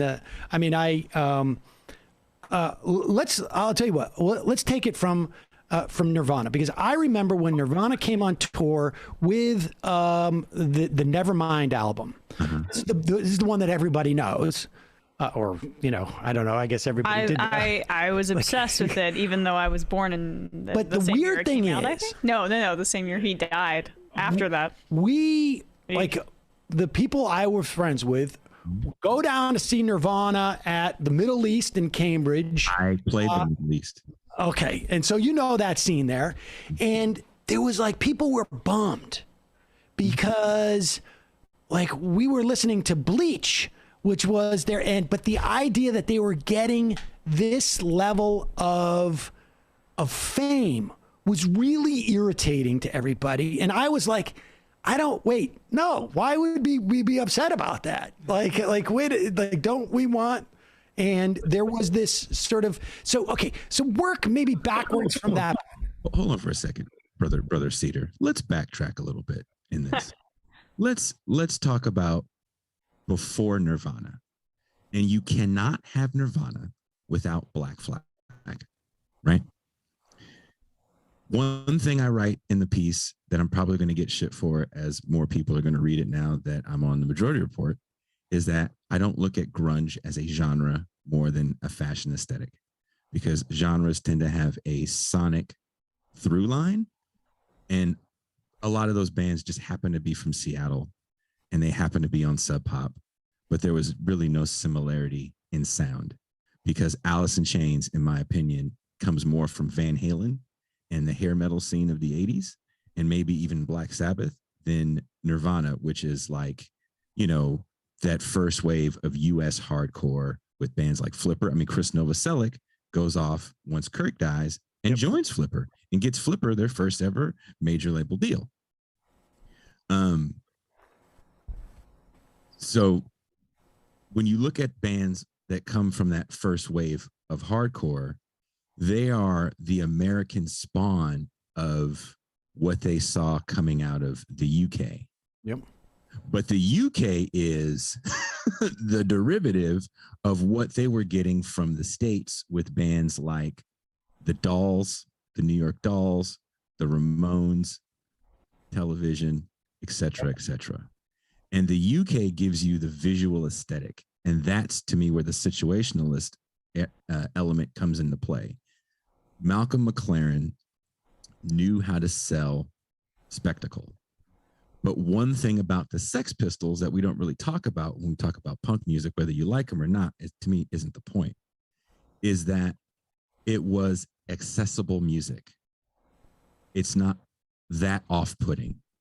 There's songs you can sing along to. I mean, your show literally starts off with the last line they ever say as a band in my hometown, San Francisco. You ever get the feeling you've been cheated because of that horrible tour where he had this great idea. I'm going to take the circus on the road in the middle of America.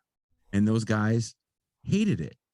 And they were also addicted to drugs. I don't know if you've ever been on tour with a drug addict. It's not a party. It's a nightmare. Right. You guys can't get dope in certain parts of the country. It's a bigger fucking nightmare. So now you got like dope sick dudes that are trying to drink themselves into playing. And then you also, McLaren took out people that could play in that band just to have the spectacle of Sid Vicious. And that's why I do start it off with a quote from Sid and Nancy. You know, I don't know if Malcolm McLaren really said that shit in the studio, but I think that really explains that. So,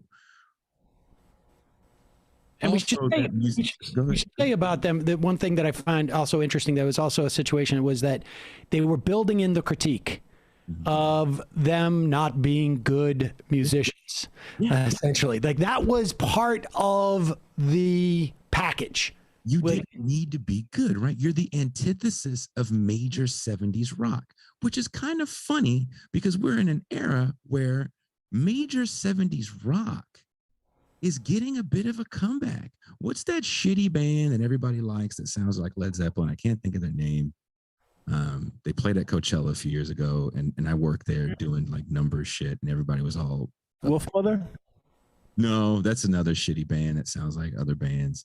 They're newer. I can't think of their name, but they sound like Led Zeppelin, like a total Led Zeppelin ripoff, and everybody loved it. But there is an element of classic rock that's even back in the quote unquote underground genres where people. Greta Van Fleet. Greta Van Fleet, yeah. Oh God, just because Credit to Bradley on that one, yeah. You hella made me remember that whole fucking Coachella. But that's another topic for another time, Sam. The nightmare of an old man like me working young people festivals. I mean, I'm worse or better than when Sam thought your shirt was a Conan O'Brien shirt. Right, there you go. Yeah. It's 1A and 1B. There you go. Sorry, where were we? Sorry. Yeah, well, so we're talking about the failure of the people in Sex Pistols. Okay. The perception that they were bad musicians and the reality that they were bad musicians. The musicianship didn't need to be there. Passion needed to be there. And so there's this culture with the fans of violence, right? Spitting on people becomes part of the show. That's weird to me. It's still something that I wouldn't say the spitting part, but violence at shows in these scenes that definitely live in the culture of deconstruction is still a thing. One of the last shows I played in a place called San Bernardino, California, there's a thing called crowd killing for these kids that do this thing called hardcore dancing, where even if people don't want to be a part of your mosh pit, they'll still fucking bring you in and hit you and shit like that. I think it's fucked up. And I said, when I got on, I was like, look, I'm not from around here. We don't play that shit. We will fuck you up if you try to, started a whole conversation about it, which was kind of funny to do from the stage. But that shit's just not cool to me. But that becomes part of the allure for some. And also, we're talking about a youth that is now not a part of any sort of movement. So where the 60s, from soul music to rock music to folk music, is really about fighting these greater causes: racism, sexism, and the biggest one, the war in Vietnam. How many songs do we have from legendary artists from that era about the war in Vietnam, right? This is the common cause. And when we think about that era, what are the images that we think back to outside of Woodstock? We think of the girl putting the flower in the gun. We think of hippies against soldiers. Kent State, all sorts of protests. Black Panthers. What do we think? By the time we get to the 80s, there is no, and to be clear, by the time we get to the 80s, we have also gone through at least in terms of the way society told the story, that within the course of 10 years, there was almost this sort of like complete rejection of the yippie counterculture, and it was replaced with yuppies by that point in the early 80s. And so there was just sort of like you were untethered as to if you were caught in between those two forces, it seemed to me. Well, and a lot changes economically, right? Now we're starting to make this pact with China, and we're moving factories overseas, and the economic opportunities that your parents just had to buy a home. They're buying a home before the 30-year mortgage is a thing. That's how cheap home buying is at this point in time. They can not have a college degree or even a high school diploma and buy said home and raise a family. Now, that is not your reality as a young man or woman in the 70s in the UK, especially once Thatcher comes in with crazy austerity politics, and coming out of Carter's administration, which is maybe the beginning of the neoliberal era for a lot of people. Reagan poses a massive threat, and that becomes the rallying cry for this movement of American hardcore. And I want to bring this up because I think we can't really talk about where Nirvana comes from until we talk about where their influence comes from and why Nirvana is really interesting to me. And where Nirvana is interesting to me is I did do some research in doing this. I am friends with some of these artists from this era. And I also, through doing my show and knowing a bunch of cool rock and roll punk rock professors, there's more than you think there are out there. They were actually part of the scene that actually went to school with some of these bands and started bands as well. There was a few things that I wanted to ask them about the scene in particular. And my main question was about 84 being a seminal year, because that's Reagan's reelection year. And that's the year they're defeated. And if you go back and look at the flyers from that era, there's some really great art from that era. And you listen to the music of that era, it's all anti-Reagan. And it's all about, being mad at your conservative parents and not wanting to be part of the bourgeoisie that you are kind of born into. You could pretty much call that music "fuck you, mom" music if you really, if you really wanted to. And 84, they lost. And then the music gets a little more violent, and the fan base gets a little more violent. It almost looks a little fashy. And there's a great documentary, and it's an awesome coffee table book called American Hardcore, which has some really beautiful imagery of that era. If you like that type of music, I think the imagery is beautiful in it. And the documentary is pretty interesting. If you just want to know about, origins of some of these bands and the music and what was making them want to do this stuff and how they were touring. But what happens is I think people get so caught up in what they think the story is about these guys that they're kind of projecting on them a leftist tendency that might not be there in everybody. And a lot of the article for me poses a question.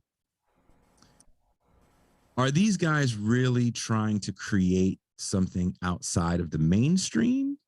Or were you just locked out of the mainstream? And this is kind of a cottage industry that's formed by you being locked out.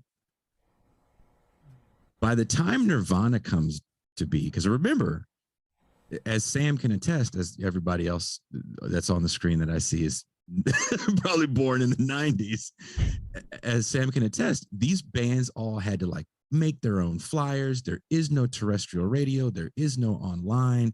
It's all college radio for a lot of these bands. College radio is king. I came up in an era where college radio was king.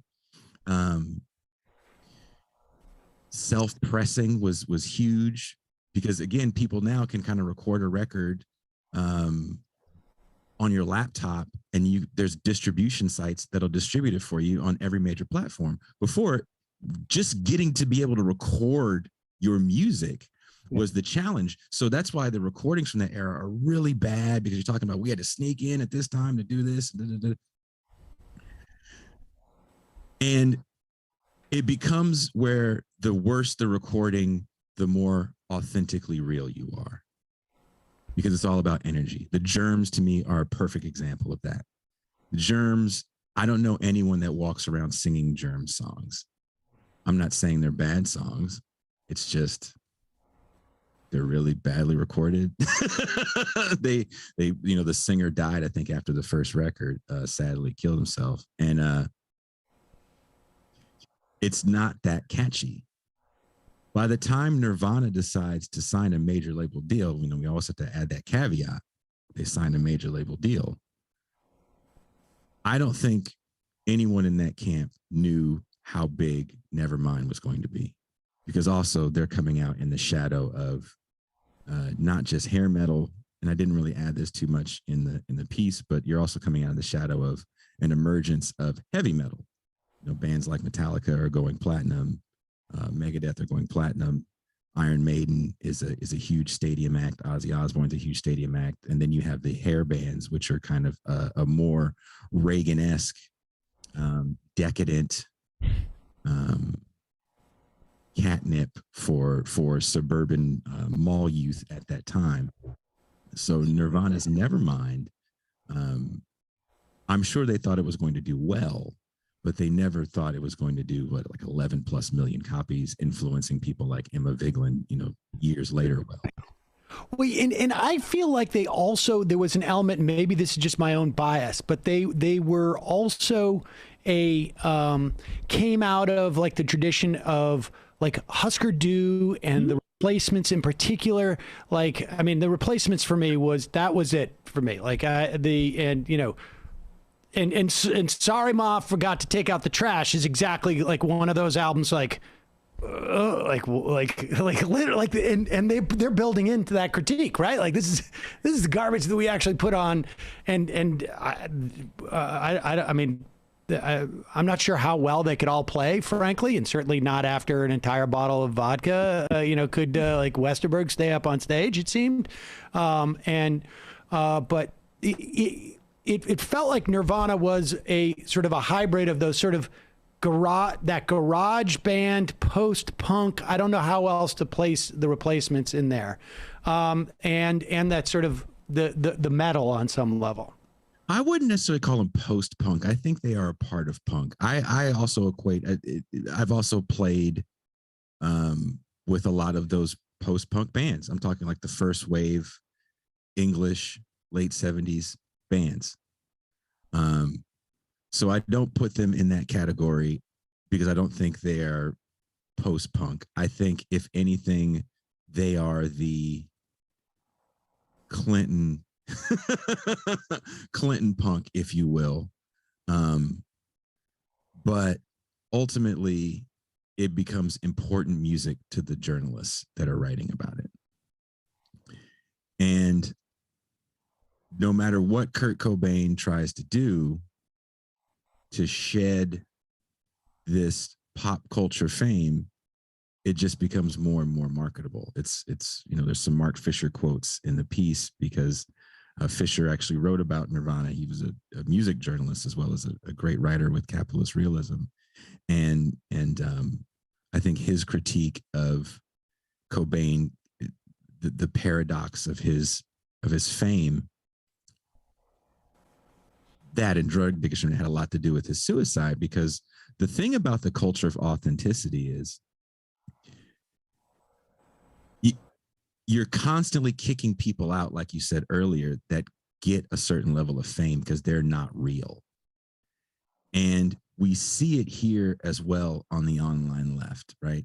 And these two cultures, the culture of deconstruction, which is basically just the culture of no. That's it. We had Vijay Prashad on our show one day, and we were talking about the contemporary, mostly online left, let's be realistic. And he goes, you just can't be no all the time. He said, you have to give people something to want to fight for. We've had Shahid Buttar. I'm friends with Shahid Buttar. He's like, we've critiqued enough. We need solutions. This music doesn't give you solutions. It's not supposed to give you solutions, because you have authenticity on one side and you have deconstruction on the other side, and they're working hand in glove to pretty much keep the scene very, very small. There's really no infrastructure built in to propel anybody into the mainstream to try to deconstruct the mainstream, because that's not really a goal. And I mean, let's move into that parallel with the online left, because this is where you sort of take that turn. And you know, like from my perspective, like with the Squad, for instance, we're looking at politicians who are bringing stuff from the outside into the halls where there's institutional power. And of course, that's going to mean like, you got to do the music video that MTV, like, you know, like the sort of like cross it. They're going to do that video. And that is, they're doing that music video so that they can expand their base and bring that music to a different audience. I mean, that to me feels like what, you know, where we have been at. And on some level, those people who were pissed about Nevermind, that you know, down at the Middle East, that it was getting so much attention, that's sort of the stage that we've been in since Bernie's lost in 2020 on some level, which is like, let's just tear it down for the most part. And if it's not it that we're tearing down, it's just like, let's train that fire all around us on some level. And nothing's being constructed, and nothing, like, you know, I think there's been a massive failure by the Democratic leadership, let's say, for pushing a lot of these, you know, in the way that they tried to sell this big bill. But there has been a shocking absence of any type of organization, not just with the online left, I think, like, sort of broadly speaking, of like, where are the people advocating for, I mean, free community college is not free college, but it's free community college. Where are the people advocating for parental leave? Where are the people, like, where is this happening? This gets into deconstruction, right? Because then you hear people say shit like this. How many times have you guys said this? And Matt, please jump in if you hear me on this. It's not enough. A little social democracy in America would go a long fucking way. Mm-hmm. Yeah. Please don't call me a reformist. I'm just being realistic. When I was working a regular job before the fame and riches of podcasting, I worked with the unhoused. A little bit of social democracy goes a long fucking way. When Gavin Newsom goes, and it wasn't his decision because he was sitting in a room and figured, I figured it out. When he got pushed by activists to use vacant hotels to house homeless people, you got the COVID numbers down. We got to house people in their own individual units with their own showers. Were there problems with it? Hell yeah.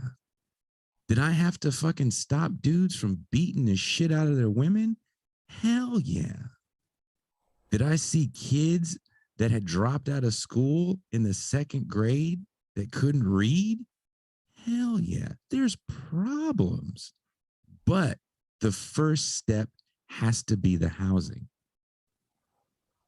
But if I poo-poo the project as a massive failure, it didn't work out as well in LA as it did in the Bay Area, then it's hard to get anything done. And how much of that too is just this internalized, I don't want to say trauma, but yeah, trauma, I guess, throughout society, that trying or working hard and taking these steps of progress, that's harder than just saying tear it all down. And it opens you up like emotionally, and it opens your hopes up to something that might not work out and might let you down. And what happens when the machine, and the machine in this sense is capitalism, how do you fight the machine? When you, as my co-host who's been on this show, Pascal Robert, says, there is no left in America. We have a bunch of leftists. And the left doesn't have enough power to pop a fucking grape. So what happens when you elect powerless people into state and federal office when there's no true infrastructure there to support them? There's no grassroots movements outside of maybe some sort of electoral movement to really push any sort of agenda. You will get consumed by the machine, right? Kurt Cobain could have stayed on Sub Pop. Nirvana could have stayed on Sub Pop. I don't know that they sell 11 million records with that exact same album, Nevermind, because remember, that was done on Sub Pop. But they break out into the mainstream, and there's really no infrastructure there to support them other than the mainstream infrastructure. And even when we look at these cultures of authenticity in the underground, they're literally modeled off the bigger capitalist ones. Why does SST lose all those bands? Because they're not paying the fucking bands. You know who else doesn't pay bands? Major labels. Right. So as I'm watching people fight, I'm asking myself, is your fight a legitimate frustration, or is it a brand exercise? Because much like these bands from the 80s, when the 90s hit and this genre called pop punk came to be, Green Day, Blink-182, maybe you can throw bands like Rancid in. And again, these are some people that I personally know. And I'm not saying this as a pejorative, but and I don't think they said, hey guys, we're like punk, but like not frightening. Like, I don't think that was their goal, because to them, they are just like those 80s bands, because those 80s bands come out of suburban nuclear families as well, right? But the fame that they get, because after Nirvana, you get Dookie, and it's like, dude, we can monetize rebellion. You start to get the blow up of Hot Topic stores where, Sam, I believe, a teenage daughter. I do. I have a 23-year-old daughter, but I do have teenage boys. And you also see Peterson Cinema on a regular basis, right? She seems to shop at Hot Topic. No, that's what's the older version? There's like an older version of Hot Topic. Wet Seal? I don't know. Not exactly sure. Is Wet Seal still a thing? But you know what I mean? Like, you can get rebellion at Hot Topic. When I saw an Anarchy shirt for sale, I was like, word? That was something that you made. And when you even watch, like Cobain made a Flipper shirt. That was his favorite band, but he couldn't get one because they didn't mass produce merchandise. Those guys were all fucking dope fiends trying to just get to the next town. So when you see this stuff blow up and mall culture blow up, and these original dudes are sitting by, they're like, punk is dead. F these guys. They're playing these big festivals. Warped Tour is a corporate festival. Vans is a major corporation. It's owned by another company. I can't think of the name off the top of my head. Please don't think there's some stoner in a garage making slip-on checkerboard Vans. They are part of a major multinational conglomerate. So these guys are seeing the aesthetic they created, selling millions of records, playing bigger rooms. Eventually, they start getting on Warped Tour. Warped Tour's got an old fucking band stage. There's a name for it. I can't think of the name for it, And now these guys are getting their own edition of Vans. There's a Bad Brains Vans edition, right? You can go into a Hot Topic right now with your teenage daughter, and she can go run to the anime / Hot Topic band section, and there is a section for Sam Seder with Minor Threat shirts that you never got to get as a young person, right? Yeah, bill collector. Sorry. Well, I mean that was like the. I mean, there's this is a to a certain extent. There's a situationist. This is the situationist. Sort of like the spectacle just absorbs everything ultimately, and these there is no ability to sort of stand outside of it. And there was this concept, particularly around the 90s, I think it was, when I remember Mort Saul actually was talking about there is no selling out anymore. It's just you buying in. And you there is no, you can't stand outside of that machine on some level. And then it becomes largely a branding exercise because you don't know how to both express the frustration, but you also well, I want somebody to hear me express my frustration. So I've got I'm gonna play in a room full of people. Look, man, you did comedy. You ever done comedy for the bartender? Well, yeah, actually I did for a very long time. In fact, that's probably sucks. Well, and you're friends with David Cross. David Cross is one of my favorite comedians. If it wasn't for David Cross, I wouldn't even know that this show existed. I saw David Cross in this show hella years ago, and I was like, oh, this is his comedy review show. And I found out it wasn't. But there was many times I performed comedy for the bartender and David Cross, and still Cross would just like literally physically mess with me on stage to impress the bartender. And that was basically it. I mean, there was maybe 4 or 5 other people. Get more free drinks. Right. I mean, you already are given. But the point being, at one point, that becomes unsatisfying, right? Like at one point, you need to have an audience in front of people. And the thing is, when you get to a certain point, there's a great interview for people watching the show. There's a really good interview with Henry Rollins in like '86. It's somewhere in the middle of the country. I want to say he's in like Dearborn, Michigan.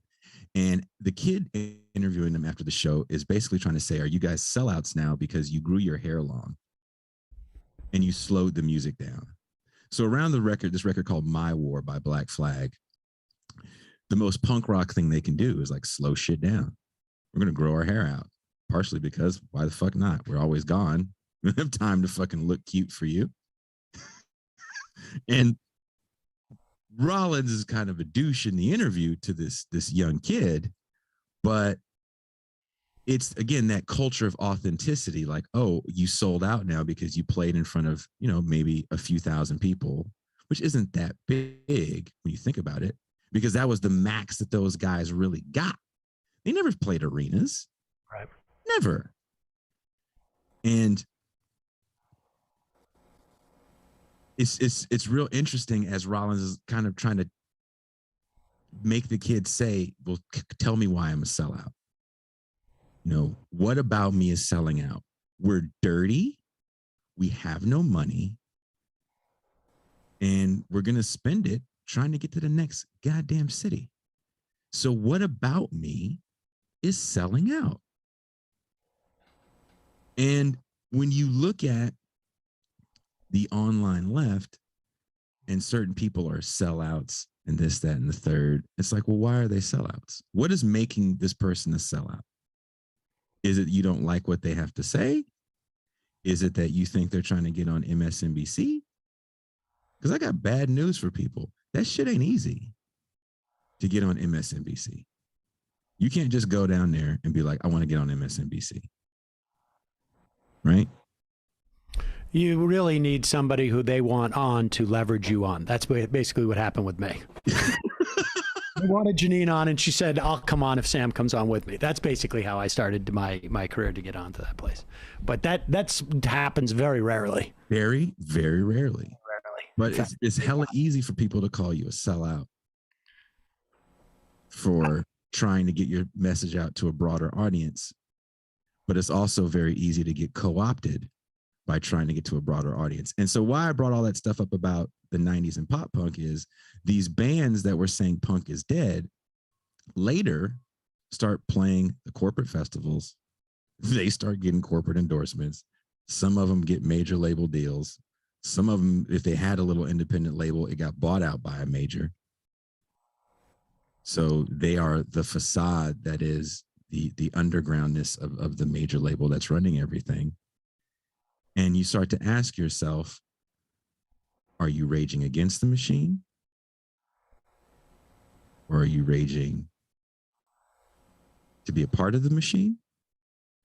Or does the machine just consume you? Yeah, I mean, my sense is, I mean, we don't have, and we have not had a counterculture in this country since the 80s. And I think I first sort of like, and maybe before then, but certainly I saw it in the context of, you know, or in the early 90s with this sort of rise of independent film. And I was a Cassavetes fan, and I realized just, you know, and I had done a very low budget film at that time, and realized, like, even going around, that unless somebody's film had gotten bought, I didn't care about it either. like mine wasn't bought. And I was like, I know I knew it wasn't, you know, a masterpiece, but I know like it had some value, but there was no counterculture. There was no place where this could be seen, even at the festivals, as the festivals became markets as opposed to exhibition, you know, like circuits of exhibition. They became markets. And I was like, you know, if I'm talking to somebody and they tell me their film hasn't sold after playing at 2 or 3 festivals, my immediate reaction is, can't be good. Film sucks. Good. And even though I knew that, like, that was exactly the case with my movie at the time, and I didn't think that my movie was garbage, but I like would catch myself sort of having that immediate reaction because at one point, I don't know, it was probably during the 80s, this concept of, if it has no commercial viability, it is not, there is no support mechanism. There is no system in which it can be valued, because there was a time in our society where, like, there were infrastructures and support systems and compensation, not in the form of money, but in terms of like esteem, or you could get famous in circles. You could get a film made, commercial success. You could show it. You could show it at bars and underground places and art houses. You kind of see a little bit of that now, right? Because there's just a ton of film festivals for everything. But on a larger scale, let's pull back a little bit and look at this from a larger scale, again, using pop culture. 2 humongously successful movies, financially and critically, is Nomadland, which is a horrible take on a good book, and Parasite. Yeah.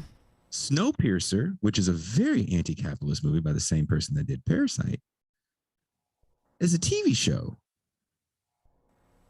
we can sell anti-capitalism.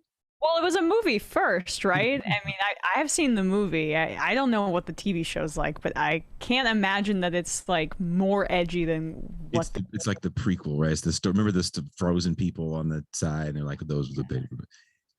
But again, this is the most anti-capitalism, ham-fisted movie around with Snowpiercer, right? Yeah. Poor people in the back, they are the fodder for the engine. If I'm spoiling anything for you, that movie's been out for like 5 years. You should have watched it. Parasite, another great movie about class and capitalism. The Joker, a very anti-neoliberal movie where Batman's family are the villains. The rich people are the villains in this movie. And these are massive, major Hollywood productions. And again, and I bring this up because it's back to that machine situation. Does it just consume you when there really is no infrastructure and there really is no vision to see how I can get through to the mainstream? Because the one thing about the culture of deconstruction and the culture of authenticity is it never has an entryway into the mainstream to deconstruct the mainstream so you can have your utopian world, right? And then you have so many people that have grown up in an era of reality television and branding that one of the main occupations that younger people want to have is influencer. Right. Have you ever been around a bunch of influencers? Shit sucks. Well, there's some really good writing about how that was around, I guess, 5 or 6 years ago about the Facebook and Instagram essentially teaching people to commodify themselves. And I mean, to the point where now it almost seems like, well, yeah, no, of course. Like, is that controversial? And what's wrong with that? I mean, to the point where like there was a time almost probably less than a decade ago where that was sort of controversial. Do you really want to commodify yourself and get, put yourself in the, I've earned my being has earned a certain amount of likes today. And, that was nuts. But all right, well, listen, I would love to continue this conversation because it fascinates me, and I can't encourage people to read your piece enough. And, maybe we can sort of like move on to the implications of where it leaves the online left even more. That's the next piece that I'm working on because my big fear is I shouldn't say fear, but what I'm starting to notice is that this is just a branding exercise. Ultimately, that's all it becomes. What, the online left, or yes? I mean, I think so much of it. And maybe there's a certain inevitability. My perspective on like what, from and I entered into it before there was an online left. Actually, it was just. I sent you, and I'll say this on air because I want to put you on the spot. We did send you an email because we want to get you on the show to talk about. Yes, I know. Your early days in Air America and the idea of a leftist mainstream. I will do. I cannot tell you how far behind I am on such things. But I think that the what was, at least in my mind, when I entered in, and it was a different medium, and so it functioned in a different way, and it could function in a different way, was to amplify people who didn't have access to, I'm on mass radio. We're on in LA, we're on in New York, we're on in Chicago, we're on in Miami and Dallas, in 8 of the top 10 markets in the country. And from Chris Hayes to Glenn Greenwald to Chalmers Johnson to whoever it was, it's like we have the ability to actually amplify voices that are important voices, and that was what our function was.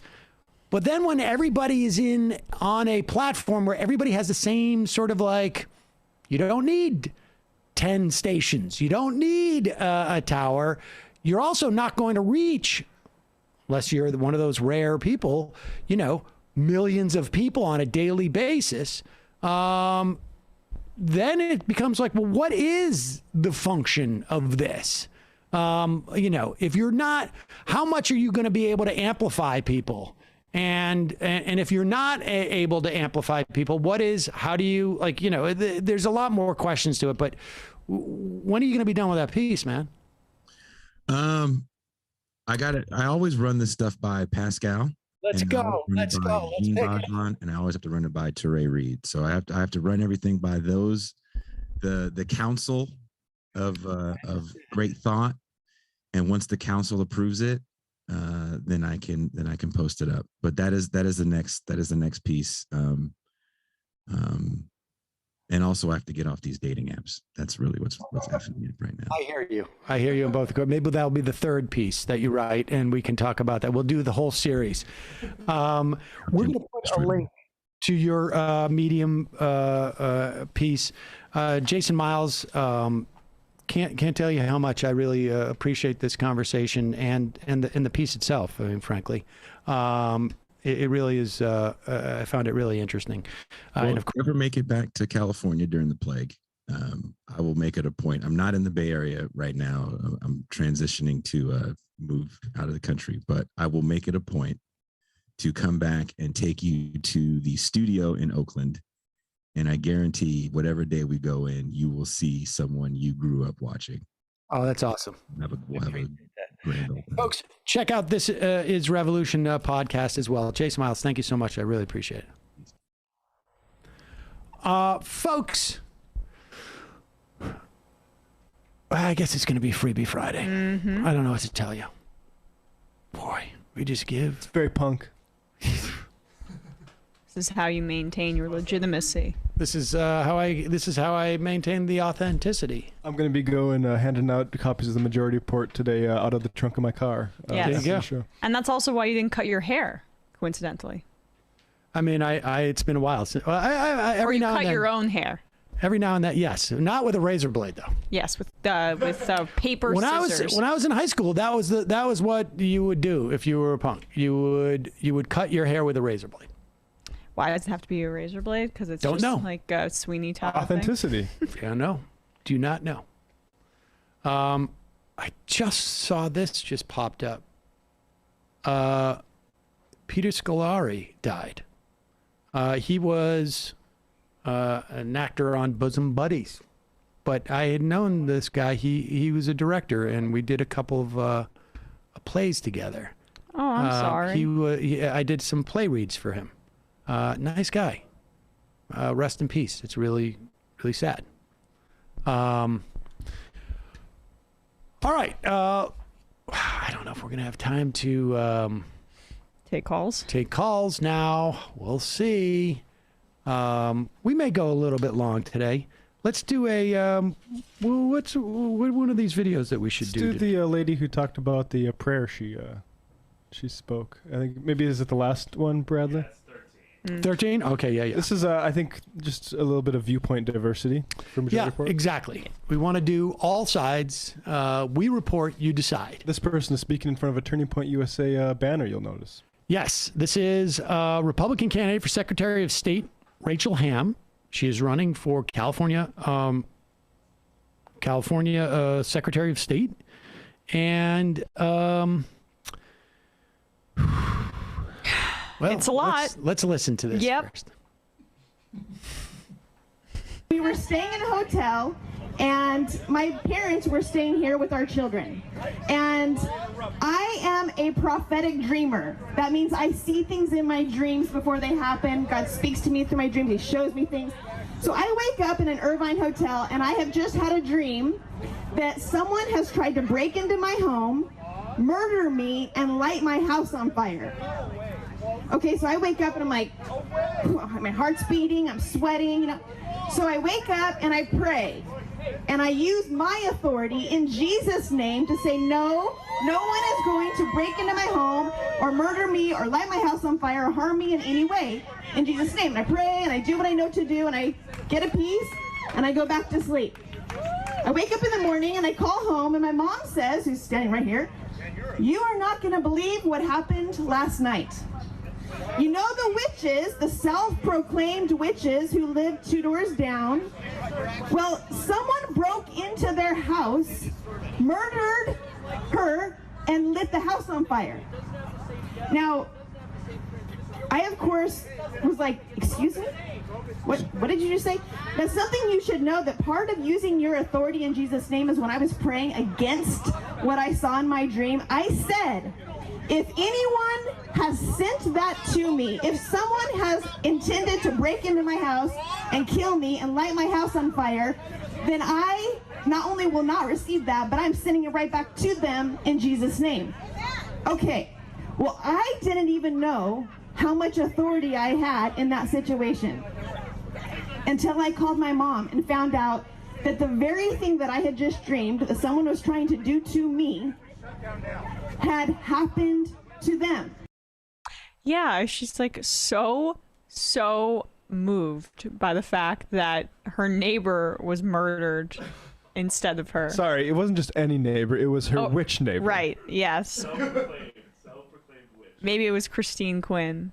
And I would just say, if somebody is doing no, that's something... not her, right? What was the name of that woman who said, I'm not a witch? Yeah. Oh, okay. But if you are conversing with your God and having that God kill people, I have some questions about whether you're a witch or not, personally, but I that's would, just me. Right. I mean, dying in a fire. Look, this is just a test case in magical thinking, which is well, like exactly We're sort how... of burying the lead here, Okay. right? Like, I mean, how do you, as a California voter, not vote for someone with this kind of power? And why does she even need to campaign at this point? I mean, she has the ability to literally reverse a witch's curse and have it go back on them and have God slay them. Jesus. Well, through the power of Jesus. Yeah. And first of all, you don't want this person as Secretary of State? Let's make her governor, for God's sakes. I question, This is the President of the United States we should be talking about. Like, just think what we could do with, like, working about, like... stock market or stuff like that? Stock market, or just bring her down to Long Beach and get those boats in here and get these containers across the country. Let's do this. Well, that's what I'm worried about, because it does seem like a very powerful power, but she doesn't seem to understand it terribly well. She needs to go through like X-Men school and sort of learn how to understand her harness dreams. She needs to hone it, but exactly. it doesn't seem like she can control what she dreams, right? She didn't seem to she's be able to... receiving stuff. She's not making this That's up. my This point. Is So she's real. just a vessel, and she will go wherever her dreams and where Jesus tells her to go. No, but she also has the ability. She has the ability to deflect certain things that come at her, and to go the other way. Yeah, Jesus, I know you had me scheduled for getting in a car accident today. Can you please give that to somebody else? I really don't like how my neighbor mows. Let me ask you this, though. Okay. Let me ask you this. Let's just say, and I don't want anybody to like make assumptions about me in this instance, but let's just say you did have this power. Let's say, for instance, that like... Just hypothetically. Let's just say, hypothetically, like you dream one night that like some dude is going to try and get you fired from your job by digging up an old tweet. Right. And you wake up in the middle of the night and you're like, by the power of Abraham and Moses and Isaac and Jacob, I reverse your taking up of that tweet and throw it back on you, and so that you're going to end up being humiliated online. Let's say you had the ability to do it. Would you really tell people about it? Wouldn't you play it close to the vest? Yeah. Maybe you bring it up a couple of years later in the context of like a description of like an analogy about something. She might be but you would never, in the moment, tell people. She might be trying to get ahead of the story a little bit here, because sounds like she might have just sleptwalked and murdered her neighbor. I'm not saying that she did it. That's another thing. It's like is this an alibi? Right. Like I was asleep in an urban Exactly. hotel. Exactly. Yeah. Wow. It was the witch's curse or it was Jesus's smiting that I reversed. No. She reversed the witch's curse onto the witch with the power of Jesus. Now, maybe, I don't know, is that manslaughter?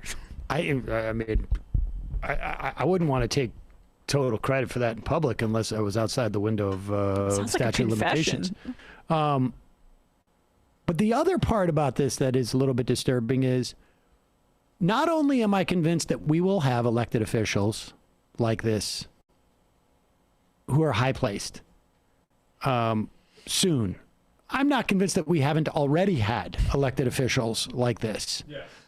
They just maybe are a little bit more circumspect with how open they are. Like Mike Pence.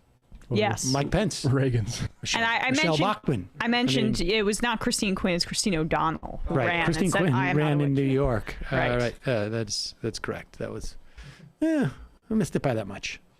Wow.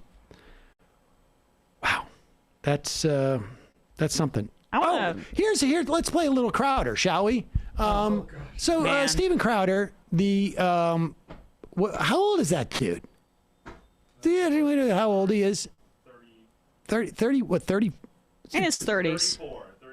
The 34-year-old, man baby that is so masculine. He needs to show how masculine it is by constantly working out, getting his big muscles, and then on top of that, wear a penis enhancer in a holster that he wears on his chest When he isn't dressing up like a woman. And I believe a few days ago he posted some photo of him with a tube of lipstick. And he showed them, didn't he? He's just trying to be a manly man. He showed all those people. There is. I don't know what I think is like more reprehensible.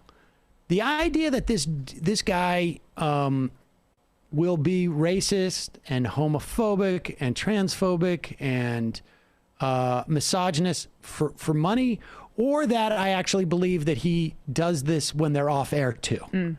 But here he is. This is just when somebody sent me this, I was like, what? What is wrong? I was with like, this dude? I was literally thinking, like, we do enough Crowder is a bigot content, but this is just like. He's just like, this is a.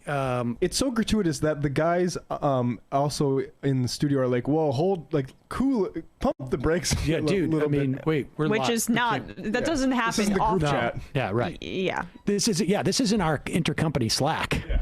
He's trying to get banned, is my opinion, but Let's see. We'll see. San Francisco in and out. They've been in a battle with the city over, let me just let them tell you the story, vaccine requirements.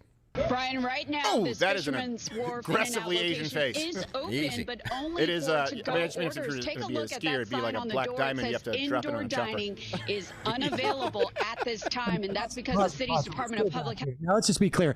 He's doing, of course, he's celebrating the anti-vaccine mandate requirement for public places, in the same way that I'm sure he spent a lot of time when it was down on the, can't wear shoes and shirts in. You have to wear shoes and shirts in the In-N-Out. Like, I'm surprised In-N-Out stands for that. Why can't they let their clients come in without shirts and shoes? But nevertheless, and then he sees the image of this woman and is like, it's an aggressively Asian face. Like, what demented, what, just play that over again. And then what does he say after that? Like, his producer is like, whoa, slow down, chief. Then he mutters something that's hard to pick up. Yeah. Like diamond or something. Play from the beginning. San Francisco in and out. They've been in a battle with the city over, let me just let them tell you the story, vaccine requirements. Brian, right now, Oh, this that is an Fisherman's Wharf aggressively In-N-Out Asian location face. is open, Easy. but only It is, for I to-go mean, it means if orders. you're Take a to be a look at skier, that it'd be like sign a on the black door. diamond. It You have says to drop it indoor on a jumper. dining is unavailable at this time, and that's because the city's Department of Public Health said In-N-Out is Black diamond on the jumper. It's like a ski slope, like a black diamond. It was like that's what he's talking about her face. He's talking about Like the angle, I guess. the slant of her eyes. Oh my! I don't know about that for sure. I mean, I just like, what is wrong with this dude?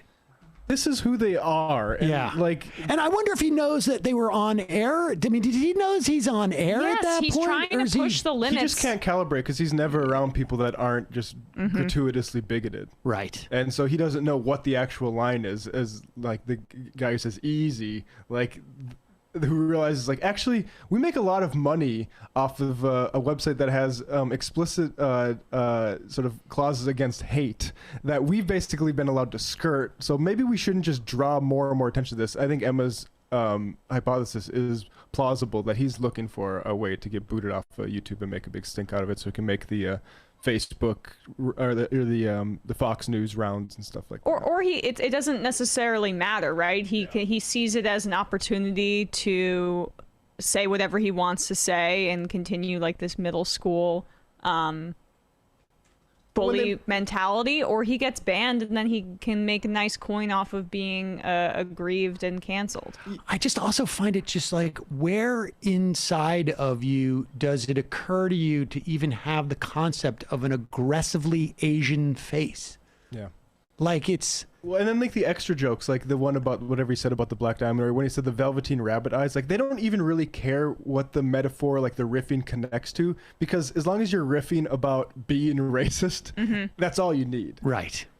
But I mean, I think the velveteen rabbit eyes stuff, though, like they do speak in code on these channels. Yeah, they have their own stuff. You see some of these QTubers and stuff getting interviewed, and you see some of these far right wingers getting interviewed, and they talk about how they literally use specific language in order to get around the YouTube algorithms to say what they want to say. And it's a part of this just like really bizarre communication style where everything's a code, everything's a secret, everything's like a covert military operation, especially with how we're expressing our racist thoughts.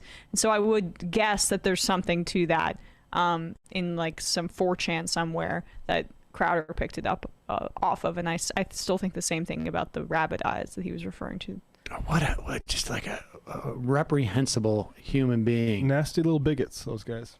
And what's also is amazing, just like how like utterly cowardly.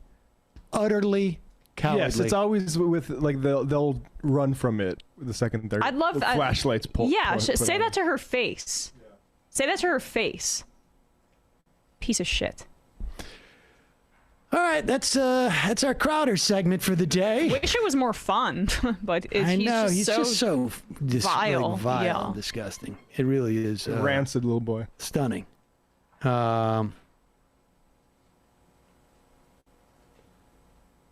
Here is Jim Jordan, I guess. Should we play this on? Let's play this. Let's just stay in the muck. Yeah, I mean, and Jim Jordan, of all people, like talking about any type of like anything to do with school. This is a guy who completely ignored the multiple students he had. I think it was at a college, right? Who were coming up to him he was an assistant wrestling coach, I think it was, saying, "Hey, there's some people being molested by the team doctor," and Jim Jordan. And I'm just saying this because this is what the players said in public hearings, that Jim Jordan, ignored us, like literally just poo-pooed us, said, pretended like he didn't hear what we said. And we have seen the images of school board members being threatened, harassed, physically harassed, far less dramatic than someone reading a prepared statement to them outside of a bathroom stall, which was like it was like a national tragedy, which happened to Kirsten Arizona, ASU saying that they could potentially press charges against those Yeah, it's just by the absurd. way. Yeah, so good use of resources. Here's a House Judiciary Committee hearing with Attorney General Merrick Garland, and Jim Jordan wants to make an issue of Merrick Garland and the Department of Justice basically sending out a memo to state and local officials. If you need help, let's say some of your school board members are getting death threats, that you suspect you need more resources in a way to maybe track that down or whatever it is, we are available. That was the extent of that letter that Jim Jordan now wants to make into some type of like huge conspiracy. But of course, this is what the Republican political agenda, electoral strategy is, as Dave Weigel told us earlier today. But here is that. I think they're going to stand up to this accelerated march to communism that we now see. America's going to fight the good fight. They're going to finish the course. They're going to keep the faith because Americans value freedom. Mr. Chairman, we have a video we'd like to play. Mr. Chairman. We have a video we'd like to play. Mr. Chairman. Ms. Dean. I object. What purpose does Ms. Dean seek recognition? I object. I'm reserving my right to object to the video. Why would May I inquire as to whether the gentleman has followed the Judiciary Committee's AV protocol by providing 48 hours notice to the committee's clerk that he was going to use a video? We provided notice. Well, first of all, there's no 48-hour rule. It's not in the committee rules. Second, we did let the committee staff, the majority, know that we had a video, and we gave the video to him this morning. Responding to the gentlelady's request, he did not. He did not supply the 48 hours rule. 48 hours notice required by the rule. Mr. Chairman. Then I insist on my objection. Having failed to follow the bipartisan protocol, I insist on my objection. An objection has been heard. The video will not be shown. I appeal the ruling of the chair. The ruling has been made. There's been an objection. There's been no ruling that was made. There's been no ruling that's been made. There's been an objection. Mr. Chairman, I'd like to speak regarding. No, that's out of order. This is not debatable. Well, what's out of order is there is no rule that requires a 48-hour notice. That's what's out of order. There is such a rule. There is not in our rules. Mr. Chairman, what are you afraid of? There is such a rule. You objected last year. You were told there was such a rule. Mr. Chairman, what are our colleagues on the other side of the aisle afraid of? Are they afraid of videos of parents? The gentleman was recognized for his opening statement. Is he finished with his opening statement?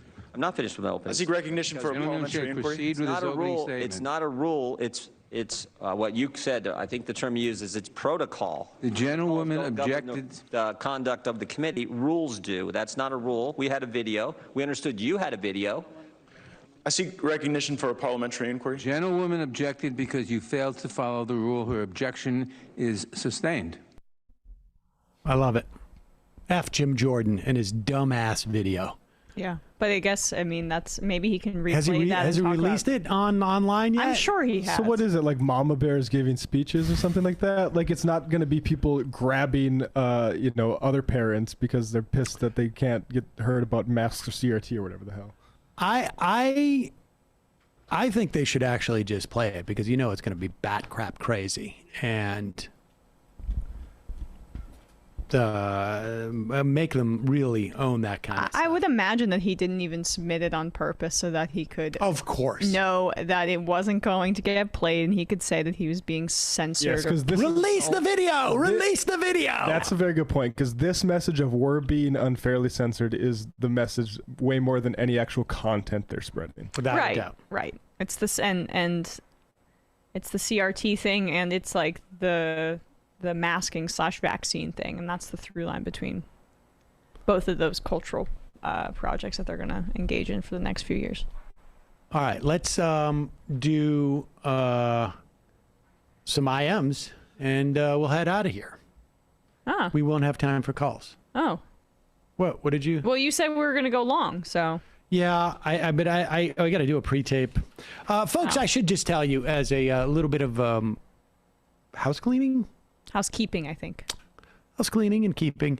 My schedule is going to be a little bit funky over the next couple of weeks just because I'm in the sandwich, as they say, where you're dealing with your kids and your parents a little bit. So On Monday, we'll have a pre-tape, but I'll have a pre-tape interview, but it's going to be a live show. And Emma's going to be holding down the fort. So bear with me. I appreciate your indulgence. A little bit of indulgence. I appreciate that. And I appreciate you giving me even more power. That's right. I got to move this onto the... Say that again?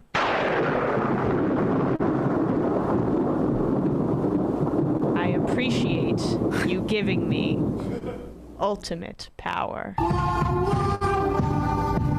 There you go. Somebody was... that's like one of those laser eyes thirst traps. I was setting it up. Right? I was laser setting eye it up. thirst trap. Did I get that right? Did I say that right? A thirst trap? I know maybe, what a thirst do I trap not know is, what but that means? Yeah, maybe not. You know what a thirst trap is because we did Suns Out, Guns Out. So you engaged in one. Hold on, I got to unwittingly. see what that means. Oh, all right. Sorry about that. I wasn't quite sure what the meaning of that was. Trying to stay up with what the kids are saying these days, and didn't quite nail it. All right, well, that's take okay. the landing. That's all right. That's all right. We can cut that part out in post. All right. I'm sorry. I guess that didn't work out the way that I thought it was. I thought it was a more generic term. I didn't realize. I just Googled it and I just saw a bunch of guys with taking pictures of themselves with a shirt on in front of their mirror. Yes, it's like something you post on your Instagram to like trap the flies, aka people, to hook up with you. It's like Tulsi getting out of a car and taking her suit jacket off to reveal a swimsuit and getting on a surfboard. That's a thirst trap. It's Tulsi's workout videos. I thought it was more like a way of like trying to get attention, and but I guess but I didn't realize it was you had your blank reach around moment. Thank you for raising that. You're welcome. But I mean, it's good to know that I'm not the only one that throws out phrases that I don't fully understand and then regret it later. Oh, I feel like I do that all the time. Yeah. Sink Mansion's yacht. We missed you, Samuel, our best friend and closest confidant. Chat policy. Someone in the chat called me fertile, and I just like to correct the record. Don't be silly. Andy Murray is a feminist.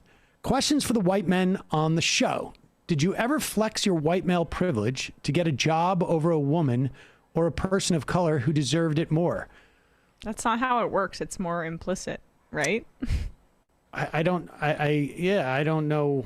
I'm not even. The privilege is that like you don't have to flex. Exactly. But I've never, I mean,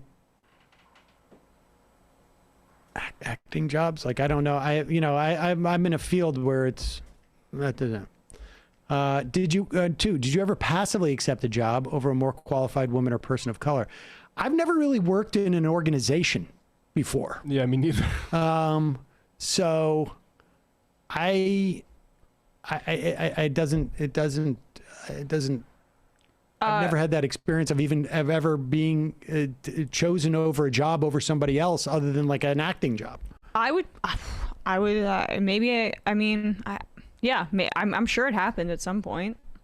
I mean, well, you're not a white male. Well, I'm a white woman. Okay.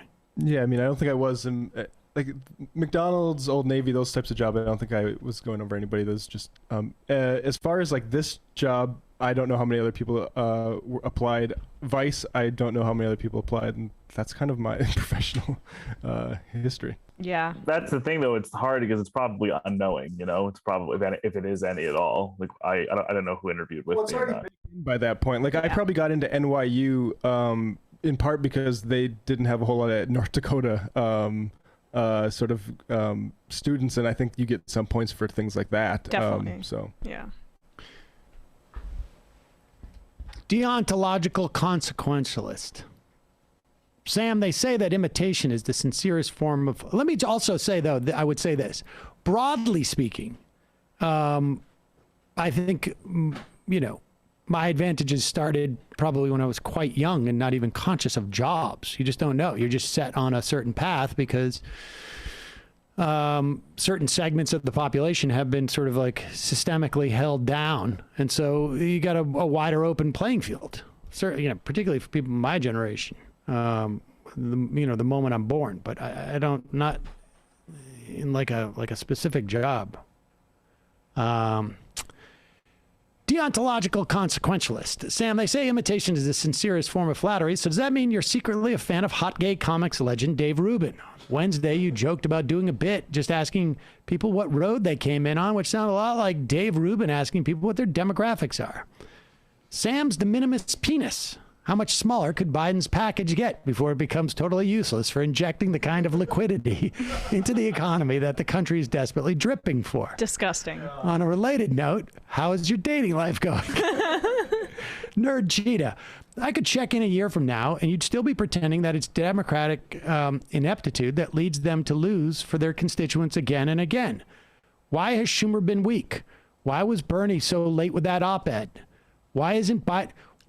connected. Why isn't Biden applying more pressure and so on? I could travel back in time a couple of years and hear the same from you regarding the impeachment, Kavanaugh, the Democratic COVID response. A little further, whining about Stein voters and anyone who dares to say the system is rigged. At some point, you'll figure it out. Well, here's my question to you. Why do you even...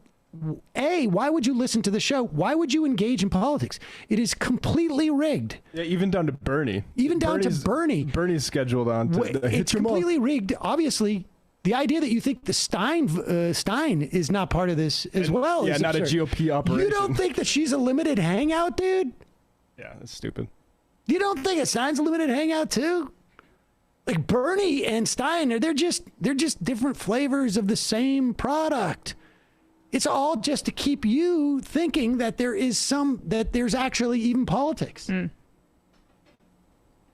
mean, why wouldn't you think that, like, that's just a way to keep you engaged?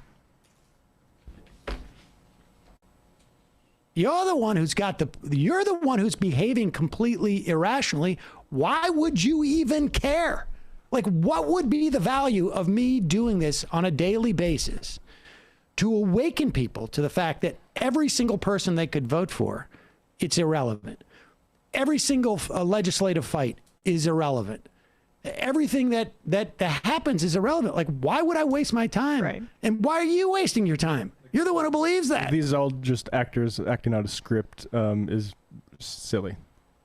Now, here's the part that's really going to blow your mind. I'm part of it too.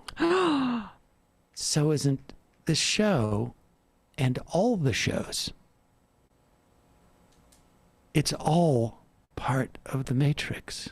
It's all connected. And you're at the center of it. I mean, honestly, like, it's quite possible that what you're saying is true. It's quite possible, in fact, that we're all... Well, some of it, like, Biden, I don't think gave a F to do a full $3.5 trillion bipartisan deal. He never got out on... Because I think that's who Biden is. Mm-hmm. Like, it's not because he... I think it's just, like, woefully stuck in a different era. Like, why would you, as a president, come out and roll out a package of things that you know that you're not going to get? Like, what is the value other than to hoodwink a certain quadrant of the extremely small number of Americans even paying attention to this, incidentally, into thinking that there was a chance? Like, what is to be gained by that? I think what is more likely is that we, including Biden, including Bernie, including Ted Cruz and the squad and Stein and the squad, we are all just part of your dream. Right.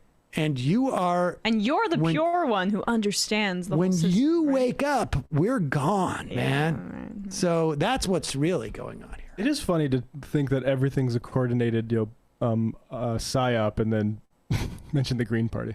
Well, like... But what's left, though? Like, if everything is a psyop, like, what is the... Where is the real stuff happening? In your mind. Or in your life. Like, that's the weird... It's a lack of imagination, or it's a simplicity to make things make sense, but things aren't that simple. This is also, incidentally, why I get annoyed at people for saying there's no difference between JFK and why they would have killed him. But anyway, go on. I don't have anything to say yet. I just want you to read my message name. Sam Seder, Sam Seder, extenuating circumstances of silliness. All right. Our quest, seeing a lot of people in the online left getting their takes out about the tragedy with Alec Baldwin because it's Alec Baldwin. This was a real person. They're dead now, respectively. Shut the F up about it. Agreed. Yeah, I mean, I think really, I mean, what struck me was the failure of the prop person and the system of checks that should have gone on in a production like this. Like, the prop person does this, but the AD is also supposed to check this stuff. And I don't know if it was like they were trying to save money or what. I mean, there's some reports, I think, like the local union said this person was not a union hire. And so that it's conceivable that this person just was not rigorous in what they were doing. I mean, it is a tragedy. I feel horrible for, like, of course, the family and the person who passed and the director who was hit, but like, I feel horrible for Alec Baldwin too. I mean, I don't think he wanted to shoot someone dead. Of course. Jesus. Of course. And it was according to the New York Times, it was in the midst of either a rehearsal or a scene. So it wasn't, I don't know. It's still, I don't even want to comment on it that much because it's still happening. It's just such a tragedy. Left-handed stranger, what's the play now in Texas to try and salvage any possibility of going purple? We're really going to have to rely on non-districted elections to fix this. I want to move to the mountains in Colorado. I understand your feeling. It's always snowy in Ottawa. Sam being on The Bachelorette would literally break the show. They don't show the cast talking about anything political, so they would keep their audience as broad as possible. Sam would break them down with his constant talk about politics. I think about that a lot. Like, if I was ever on the show, not that I would ever be, but like how I would covertly ask the male contestants about their politics in order to suss them out. But Attorney Andrew, Sam, good luck this evening and potentially tomorrow evening. In response to Emma's comment last week, I would ask the audience to Google Yankees and unseal the letter, and then in a separate search to Google Red Sox and to Apple Watch. Then in another separate search, I would like the Red Sox fans to Google the name of their current manager, see what he was doing for work prior to 2018. Alex Cora took a slight break from working because of his involvement with the Houston Astros, who are as an institution cheaters and horrible. That's true. And it infects people around them. But everyone's like getting hired again who had the stink of that. Like, are the Mets going to hire Carlos Beltran back? We'll see. Today's the day. Strategic incompetence. Biden was never progressive, and it's weird that people think he's a version of Bernie. But what's weird to me is that you think that people voted for Biden because they thought that he was a version of Bernie. Like, no one thought that. What I don't understand Bernie would have won if that was the case. What? There's no one who is IMing me. And there's very few people in the country who, if Biden had come out with whatever the number is that we end up landing on and started there, and that's what had passed, would say, like, I'm really surprised and disappointed in Biden. Like, the concept that Biden would pick the number of the infrastructure bill and include these things and then purposefully sink it because, now, are they willing to cut bait when there's, I mean, I don't know how they move this more. Were they willing not to expend their political capital? Like, for what possible reason at this point? Like, it is just look at his numbers, for God's sake. Well, it's like, do you think no Republicans wanted to get rid of the ACA? Like, right? Like, just use a different example, like back in Trump. Like, Trump couldn't get all the Republicans to get on board to get rid of the ACA. And I think there are definitely a lot of Republicans who definitely wanted to do that. But there are certain, like John McCain and the senators that, he was representing by doing that. It's hard to get these senators on the same pitch. The failing of Joe Biden isn't that like he's orchestrating all this. It's that he's doing nothing affirmatively to try to address this failing of the Democratic Party. Mm-hmm. Exactly. And in fact, I would say not only is he not doing anything affirmatively to address this failure of the Democratic Party, he is in and of in essence the built-in failure. Look, there are 98 senators. There are 48 Democratic senators or caucusing with them that want to pass this. I don't know that, like, Joe Biden said to Kristen Sinema, look, here's the plan.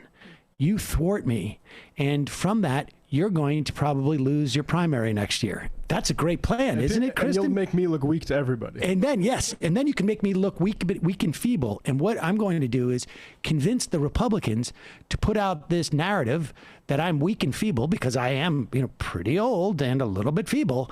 And then this will play right into it. And then I will lose in 2024, which was my plan from the beginning, to win in 2020 so that I could lose in 2024, you see. Like, if you didn't want any of these things to pass, you know what another good plan for Joe Biden would have been? To lose the election to Donald Trump.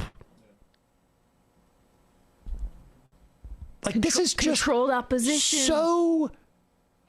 Such a stupid take that this was the plan all along. Like, well, because it leads to inaction, because then you can get off the bus at that point and exactly. be like, I don't, and fine, like, you don't need to vote, like, don't vote, I don't care, but like to rationalize like there's nothing that actually matters given which part of the ruling class exercises power is just stupid analysis. It's just dumb. All right, we should do 3 more. Majority Report wardrobe coordinator. Sounds like Anderson Cooper should have done that town hall with Joe Manchin. What's the point of being president if you're going to act like you have less power than the 50th vote in the Senate? Yep. Biden sounds like a car salesman. We'd love to do better, but my parliamentarian in the back says the best I can do. Yes, exactly. That is a good metaphor. Little Ricky, wrap it up. I'm sorry, Sam. I usually agree with your intuition about this stuff, but Biden and Klain and Schumer and Pelosi have been in Washington for 50 years. They knew damn well if they slow walk the bill, the lobbies from... We can't. Yeah. This is just so dumb. It's so dumb. I don't know if you're saying that they knew this is the... Like, why do they get elected? Like, what are they doing with their power? They could just, if the Republicans have the agenda that they want, why wouldn't they just let the Republicans do it? Kinnick, MR Cruz, should progressives in the House block the bipartisan bill since the reconciliation bill has been gutted? I know something is better than nothing, but wouldn't a no vote draw attention to the progressive cause? Am I missing anything in this calculation? I think that deserves some thinking about, to be honest with you. I do think that there is maybe some value in not moving any of it, although I don't know. Let's go for a couple more of these and then we're out of here. Alpha Cure Mom bought some tickets for the show. Hopefully you can get someone like John Benjamin or David Feldman to be there. That's great. All right, we'll see. The Chris Lepaco. I need everyone on Twitter to tell Dave Weigel to unblock me. Back in the day, I tweeted about a video featuring Dave and Jimmy Dore and said they were 2 of my favorite people, but what the hell is on Dave's face? I'm sorry, I take it back. Jimmy is no longer one of my favorite people, but I stick to my comment about Dave's mustache. It makes him look like a drunk. Well, maybe why would he unblock you? Yeah. I love Dave's aesthetic. Come shower with Crowder. Boston is a much better drive from Seekonk than Brooklyn. Front row tickets, baby. Esper are you live streaming your show for your European comrades? We haven't talked about that, but we'll see. I mean, I don't think we'll live stream it, but I mean, we could probably record the audio at least. Yeah. Emma's Posit Fund. I went to pick up an 18mm 3/4 sheet of Baltic birch. It was $145. Pre-pandemic, it was like $60. I just couldn't justify buying. I've been there. Baltic birch at $145. A Rahm Emanuel Drive Tesla. The irony of Johnny Rotten's political stances these days. All right, final IM of the week.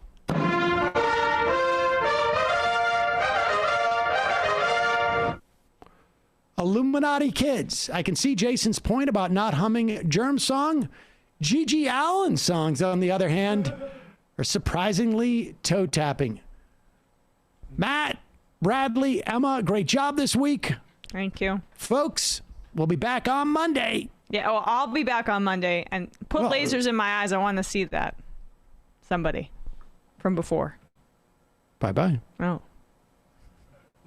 It might take all the strength I got to get to where I want, but I know somehow I'm gonna get there. I looking when I just got caught between the truth and the lie.